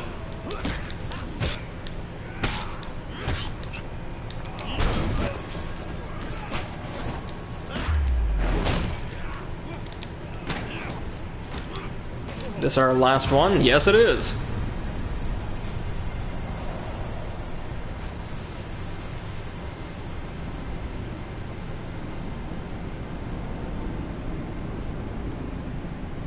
Well, this level proved way more amenable to us than the sewers did. And we get some food. Search Hansel, and there it is. Yeah, we're going for the Imperial armor.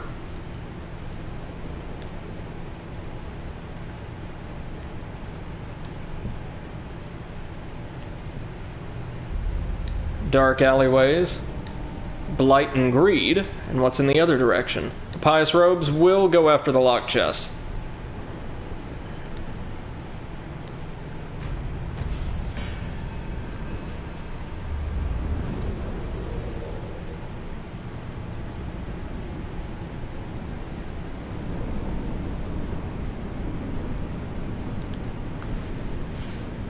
Hard to believe we're almost to the end of the game.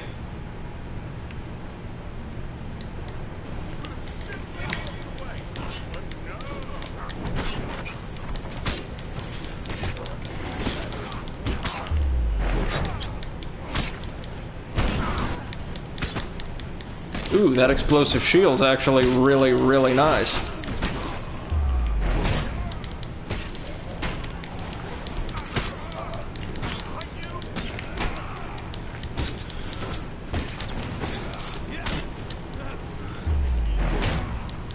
There we go. We've come a long way from getting tripped up by the thieves' dual attack. Alright guys, give me a quick second. I need to run and get a snack really quickly, but I'll be back probably in less than a full minute. Don't go anywhere.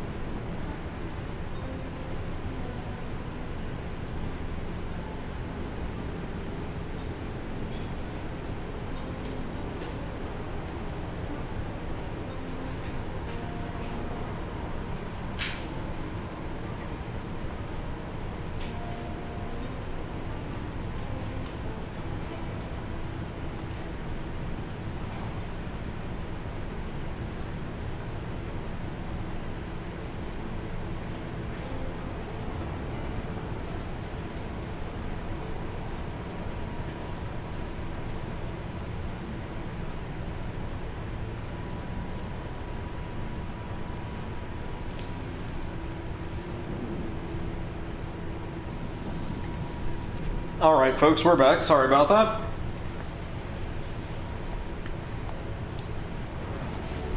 Time to crack into this chest and find even more gold.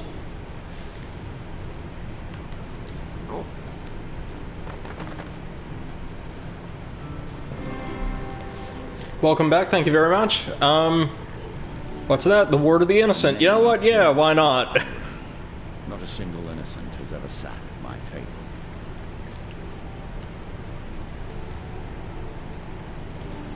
Oh wow, that's a good amount of gold. Bridge is more than a mere structure. It binds two worlds together, creating something new upon its back. And the Empire. Backed by skeletons. No big deal here. And I'll probably go ahead and switch Mal out for Ariadne once again when we get back to the map.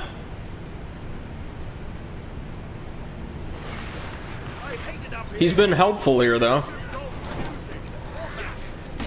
Well, this is a very strange dungeon, folks. It's got bridges and marketplaces and taverns and stuff everywhere.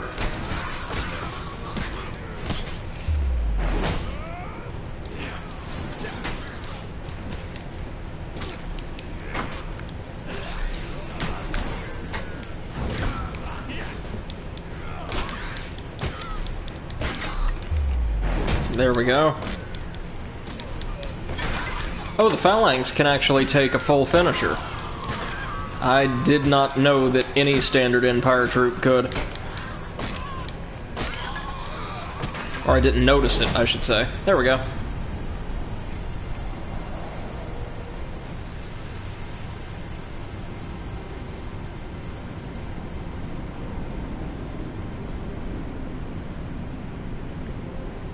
By this point, we've probably got nearly our entire... Oh, wow, 15 food. And more equipment. We'll take the bullseye. Even more food. Why not? Oh, I hope nothing horrible happens to all this food. And a blessing. Indomitable will.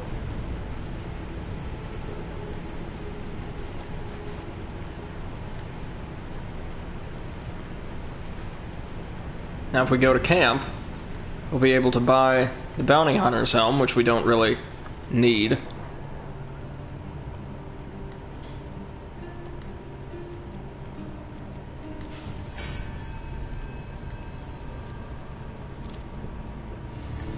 The prison stairs, are we good? Do we... The palace courtyard. At the very edge of the seat of power. The palace court... The seat of power for this, oh so mortal realm. The palace courtyard stretches out in front of you. Malaclypse leans in close to you.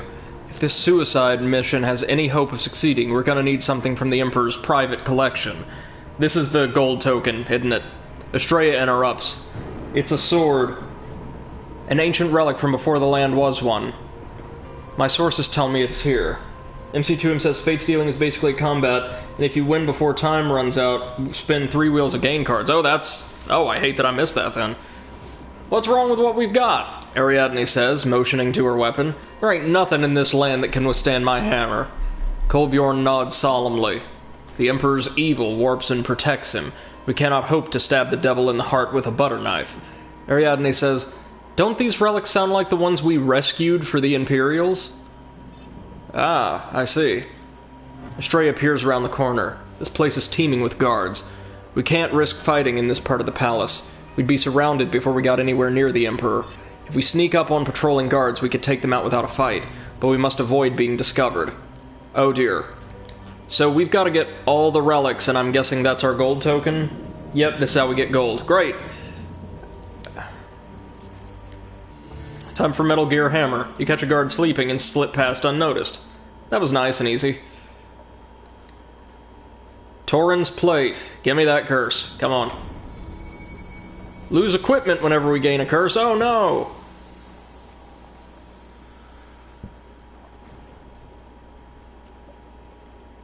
Come on, man.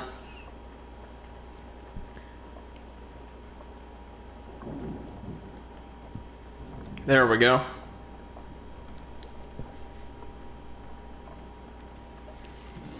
Forgotten Dreams. Well, I know what we want. We want... nothing here that can cleanse a curse, I don't think, but... for the time being, I will gladly take... St. Tala's Day.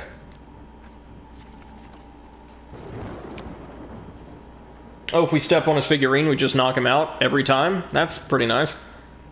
Ariadne offers to help. No, we should have this. Oh, dear. Yeah, there we go. Actually followed it that time. Ooze. Demands certain things of our game. You understand? A viscous liquid coalesces on the tunnel ceiling overhead. Ariadne's warning shout arrives too late. Oh dear.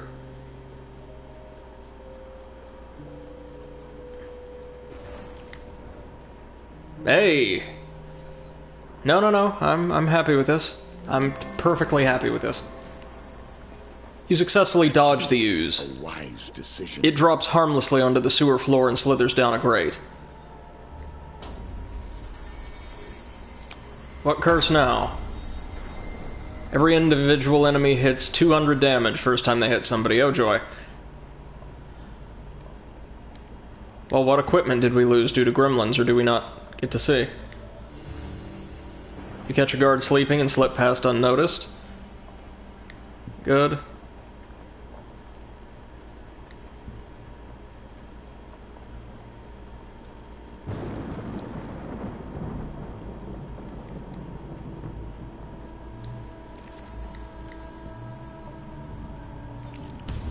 Pauper Dilemma. Okay. We'll refuse to kill the paupers. MC2M says, from what I noticed, the nasty curses don't trigger gremlins? That's great. For this challenge only. Oh, dude, that's sick.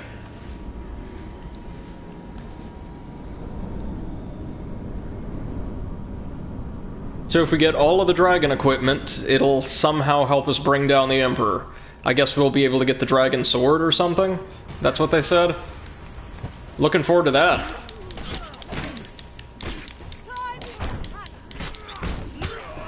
And yeah, this entire section, hell, I'd say the whole challenge, is meant to be more significant to the story than, like, incredibly challenging, right?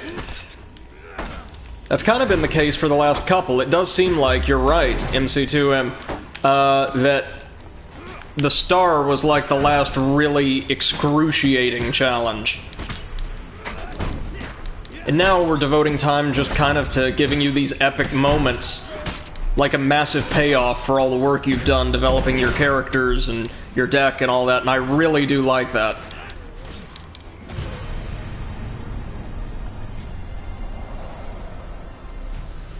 Alright, give us that food. And maybe a blessing? I think a blessing?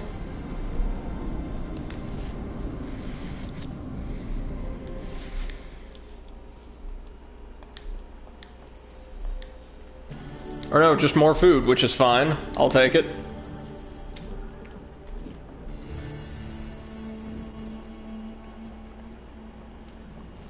Alright.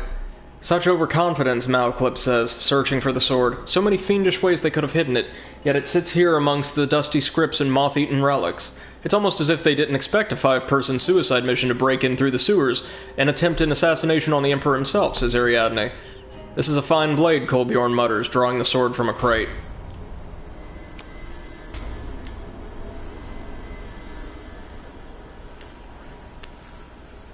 There's the doors to the Emperor's throne room.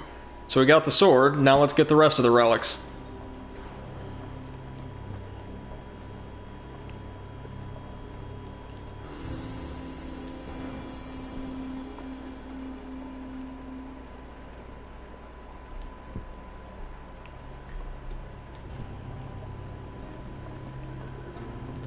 Good, good.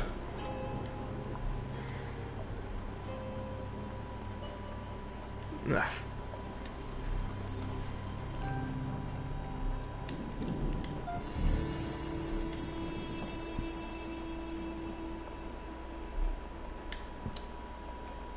There we go.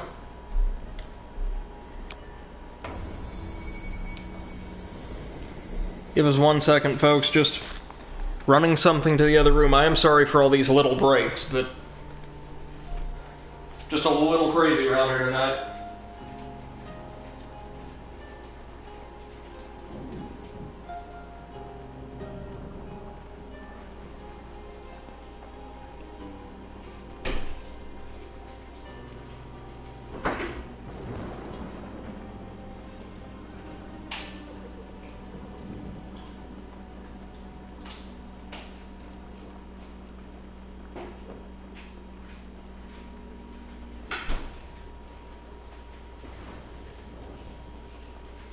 Alright, and we get the Brittle Bones curse.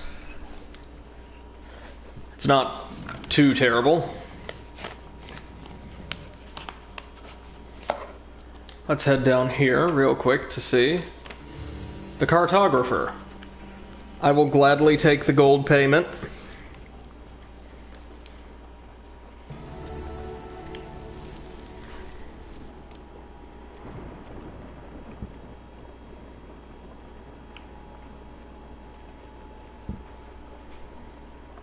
Oh, all these soldiers.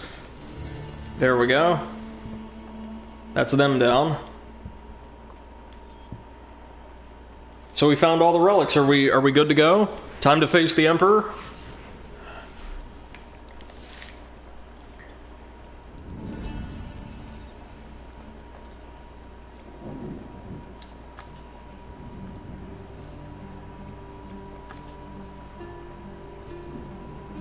MC2M says, I love the idea of a cartographer trying to map the courtyard. Maybe he's running some kind of, like, lifestyles of the rich and famous figure, or, feature in a broadsheet or something. That's the only thing I can think of. Well, I mean, let's think about this, though. We also could have run into him in the middle of the Imperial City itself. If we were doing the wheel, we could have run into him in the middle of another dimension. Several times we could have run into him in the middle of, like, really densely populated Imperial settlements.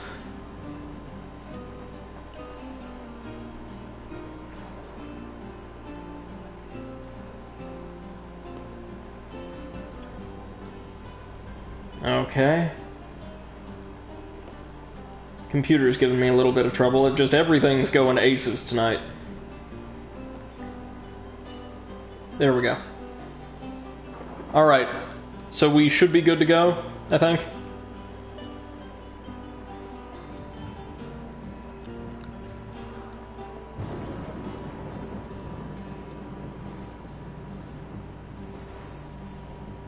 Alright, let's do it. Down with the Emperor. And so the doors of Geronim. When the Emperor is before you. You arrive at the door to the Emperor's chamber.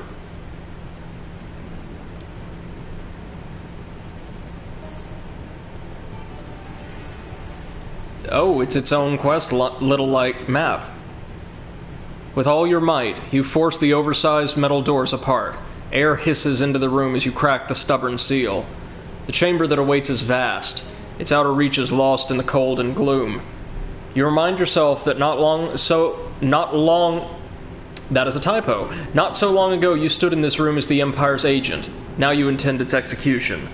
Malaclip strides forward purposefully, exclaiming, "Is this it? I've been expecting a welcoming party of 100 armed guards. I've been working on a spell that would have blown them into 1,000 pieces. Or 1,000 frogs. Who can remember?" Kolbjorn kneels and examines the ground, swiping his finger along the dusty floor. This is no throne room. It is a tomb. Estrella strides into the room. "It is time to make amends," she says through gritted teeth. You catch Ariadne admiring the metalwork on the doors. "Sorry," she says, shifting her hammer from hand to hand. "Once a blacksmith, always a blacksmith." From the darkness you hear a throat cleared with calculated intent, and the group snaps to attention. Oh. This is interesting. Approaching the Emperor, you enter the chamber in search of the noise's source. It has been so long since I last entertained guests. The voice of the Emperor has the cadence of a closing coffin. I feel obliged to tell you, many assassins have attempted what you're undertaking, and as my presence attests, none have prevailed. My body may lack the vigor of its youth, but that matters little. My guards will dispense with the lot of you. Funny thing about subordinates, Malaclypse notes, they have a habit of being a bit temperamental. I should know, I've failed as one my entire life. In the pitch black, you hear a ruffling as the Emperor strains to look for his royal guard. The foot of the throne. You press on into the chamber and spy the Emperor perched atop his throne. His frail body is clad in armor spoiled with faded majesty. While entertaining, your hubris has become tiresome. The geniality has left the Emperor's voice. His pale face rests lopsided on his shoulder, as if he lacks the strength to lift it. I am Emperor Alec, fourth of my line and sovereign protector of this realm. Among coarser company, I am Alec the Bloody, Scalebreaker, and Mage Scourge. After all that, you believe you could kill me? A petty mercenary leading a broken mage, a disavowed barbarian, a treacherous officer, and a blacksmith? Well, obviously, what we saw earlier in the game is being foreshadowed as paying off here. The Emperor is like a barely living sentient husk at this point. Kallas is using him and quite possibly directly controlling him. At any rate, he is not the real threat here. I would even go so far as to estimate that this fight's going to be kind of a pushover. The final blow. A death that sets in motion every moment to come. A death that leads you inevitably. That's an interesting looking card. The Emperor's throne sits atop a massive marble dais. Your target waits patiently, 5 steps away. Malaclypse climbs the first step and the rest of the party follows suit. Of course your excellency will have protected oneself from mortal threats such as blades. Kolbjorn flings one of his blades at the Emperor. Sharp and keening, it slices through the air and bounces off his armor with a sizzle that suggests magical protection. Malaclypse climbs the next step. And from gunfire. Estrella raises her pistol and fires at the Emperor's heart. He flinches, but remains unharmed. And, of course, the petty tricks of a mage, such as I. Malaclypse takes the third step and unleashes a volley of magic missiles. The sorceress bolts fizzle and dissipate against the Emperor, who heaves a deep, tired sigh. Enough of your nuisance.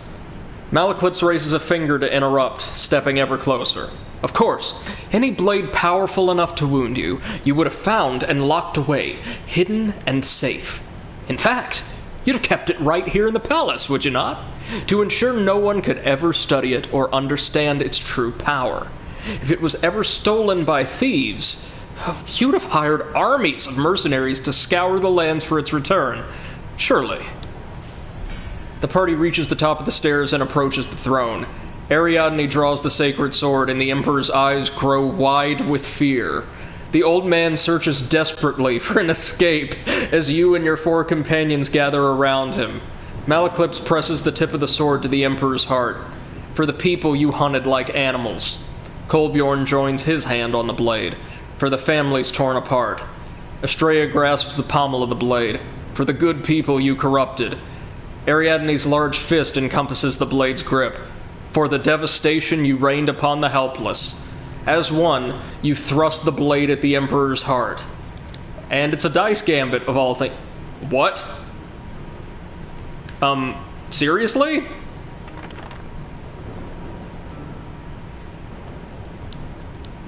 We're supposed to lose this, I assume. Yeah. Dark energies from the Emperor's arcane shields course through you. Oh, so now we just get to try again. So it'll take a couple tries, but we'll get this. Well, damn, not like that we won't.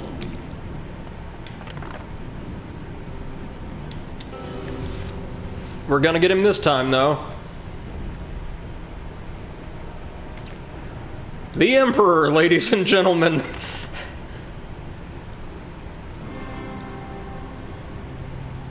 Sparks fly as the blade pierces the Emperor's magical barrier and plunges into his chest.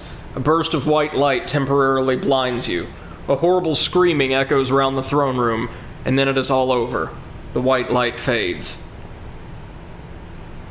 The noise and pyrotechnics have alerted the guards to your presence. They gasp at the sight of their Emperor's limp corpse, a sword buried deep in his sunken chest. Wait, that was it? We don't even get, like, a cool fight against some kind of magically preserved, like, ancient sorcerer or something? It's just a bunch of knights? Okay.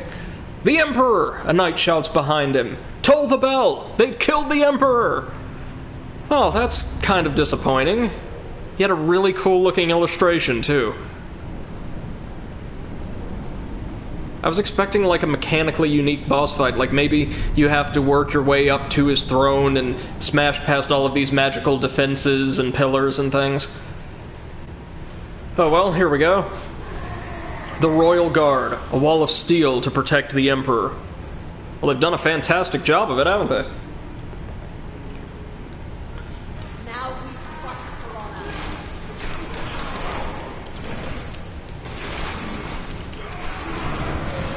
Oh, this is gonna be fun in its own way. Well, there goes the Royal Guard's armor. Oh, man, the Peeler's special move is sick. And it stuns him after the fact. That's what I like to see.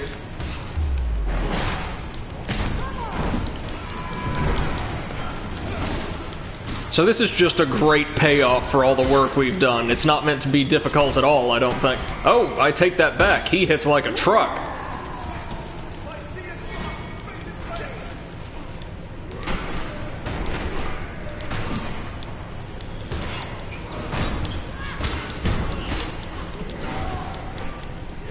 God, there are a lot of you, aren't there?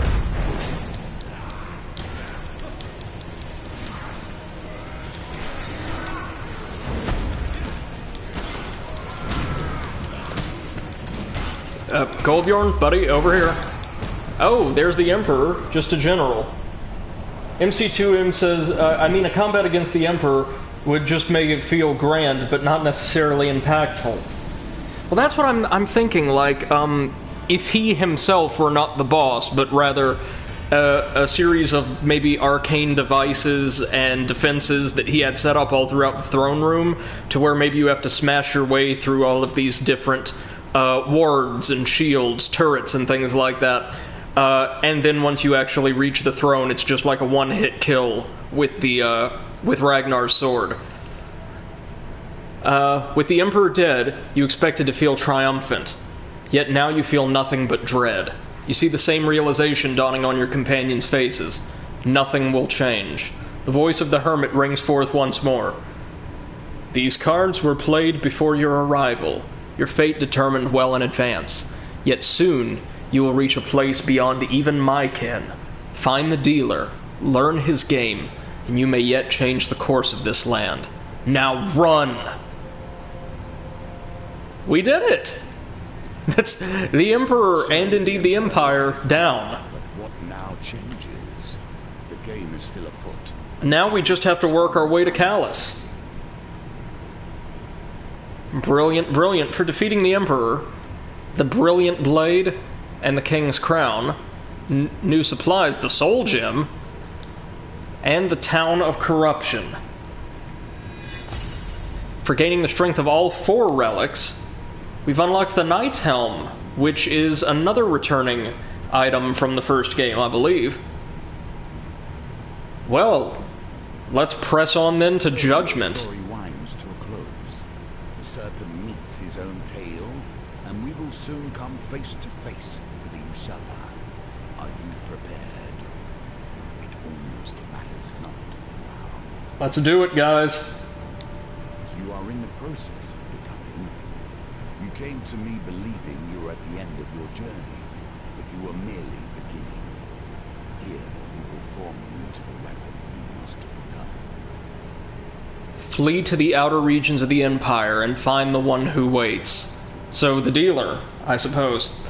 The Empire has released the garrison. They'll advance between encounters and after combat. The price on your head will spur the most common foe to claim it, so all enemies are now brimstone. And we're gonna be fighting everything, just every damn thing. Alright, I'm thinking we want that food. I'm thinking we want that gold. I'm thinking we want Fate's Path. What does the Soul Gem do? I don't know, but we gonna take it. And we want our mace. Now we'll go ahead and let them recommend us something. That's good, that's good, that's not. Good. No. No. No, no, no. No.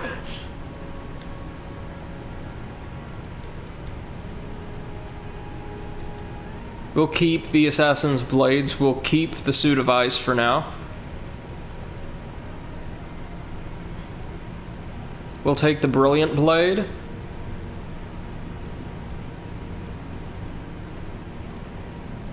We'll take the Exquisite Blade.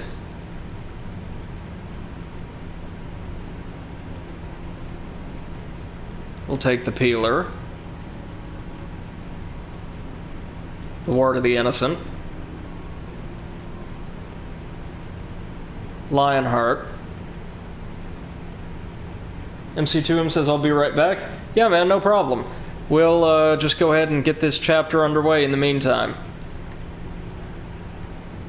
Weave of the Protector.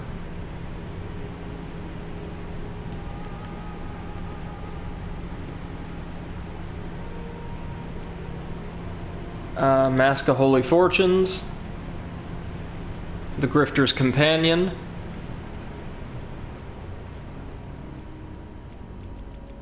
All that's good.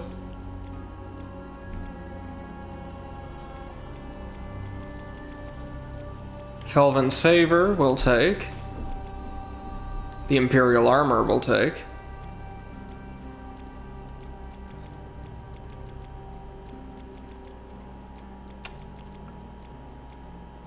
What else do we want, maybe? New shield, might as well try it out.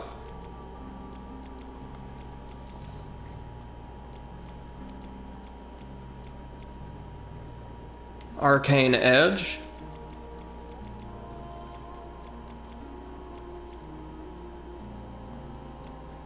The Wind's Return.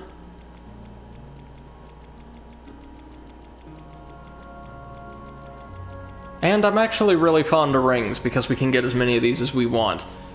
Actually, in place of the Wing's Return,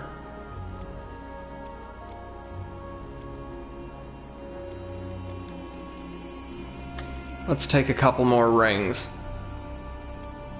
Ring of Food can always be helpful. And the Band of Faith. Alright, and in terms of encounters... Oh, good, good, definitely not that, or that, or that. Those are all good. Like all of these. Not those.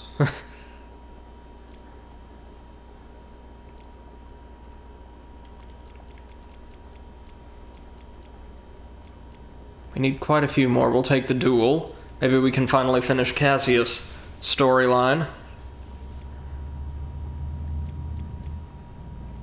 The healer.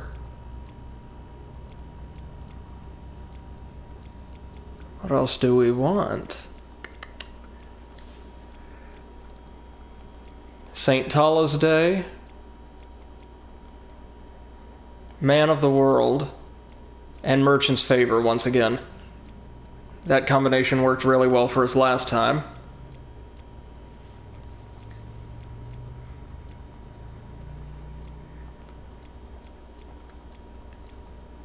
Forgotten Dreams is always a good, safe bet. Gambling Hansel. In by the Sea.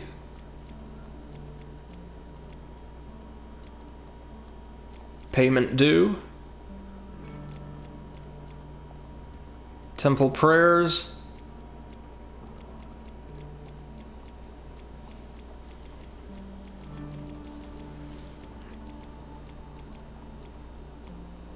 That's a really good one to take for money.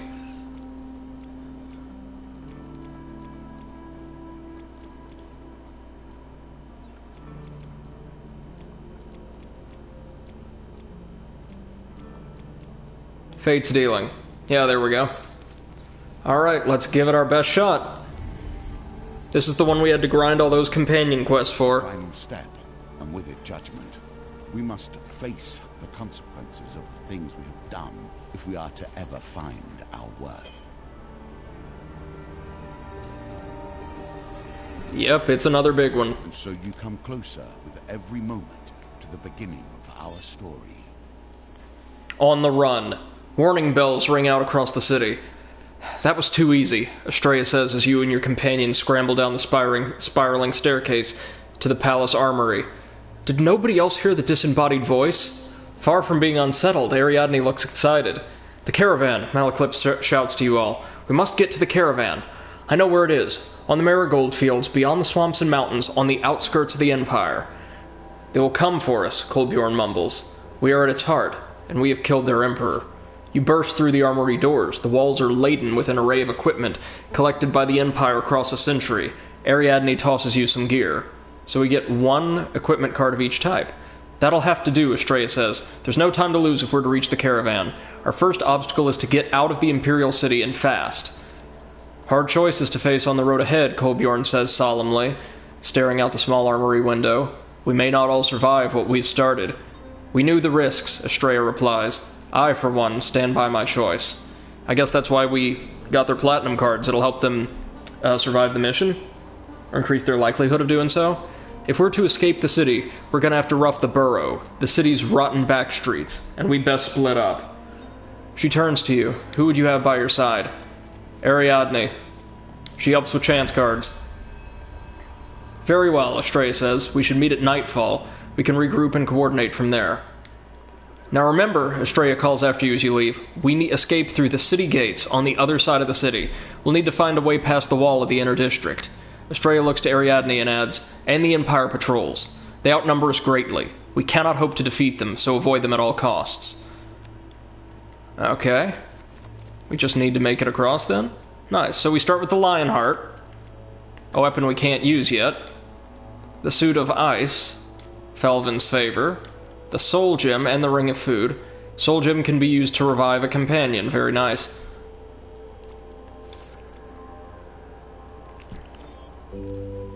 Rana's Remarkable Fishing. We'll just go ahead and fish now. It's easy enough as it is.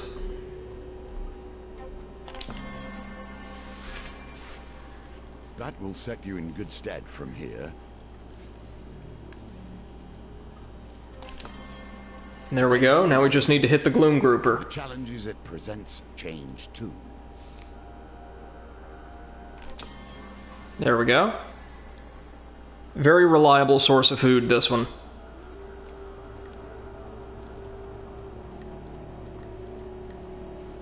What do we have? 5, 10 total. Very nice.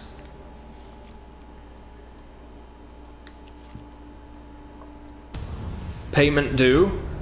Ooh, nice brimstone goblins. This could be kind of tricky.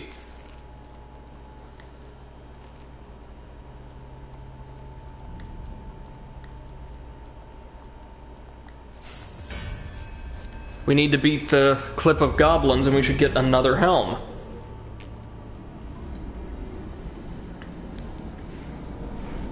Now hopefully our companions can't die in combat. Welcome back, MC2M. So I've got the gist of this chapter. And yes, I absolutely adore the premise. And look at the little brimstone gobbos. So cute.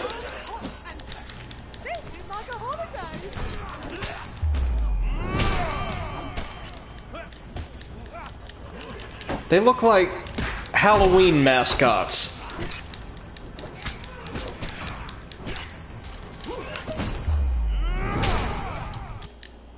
What? Oh, man. Game crashed. Hold on.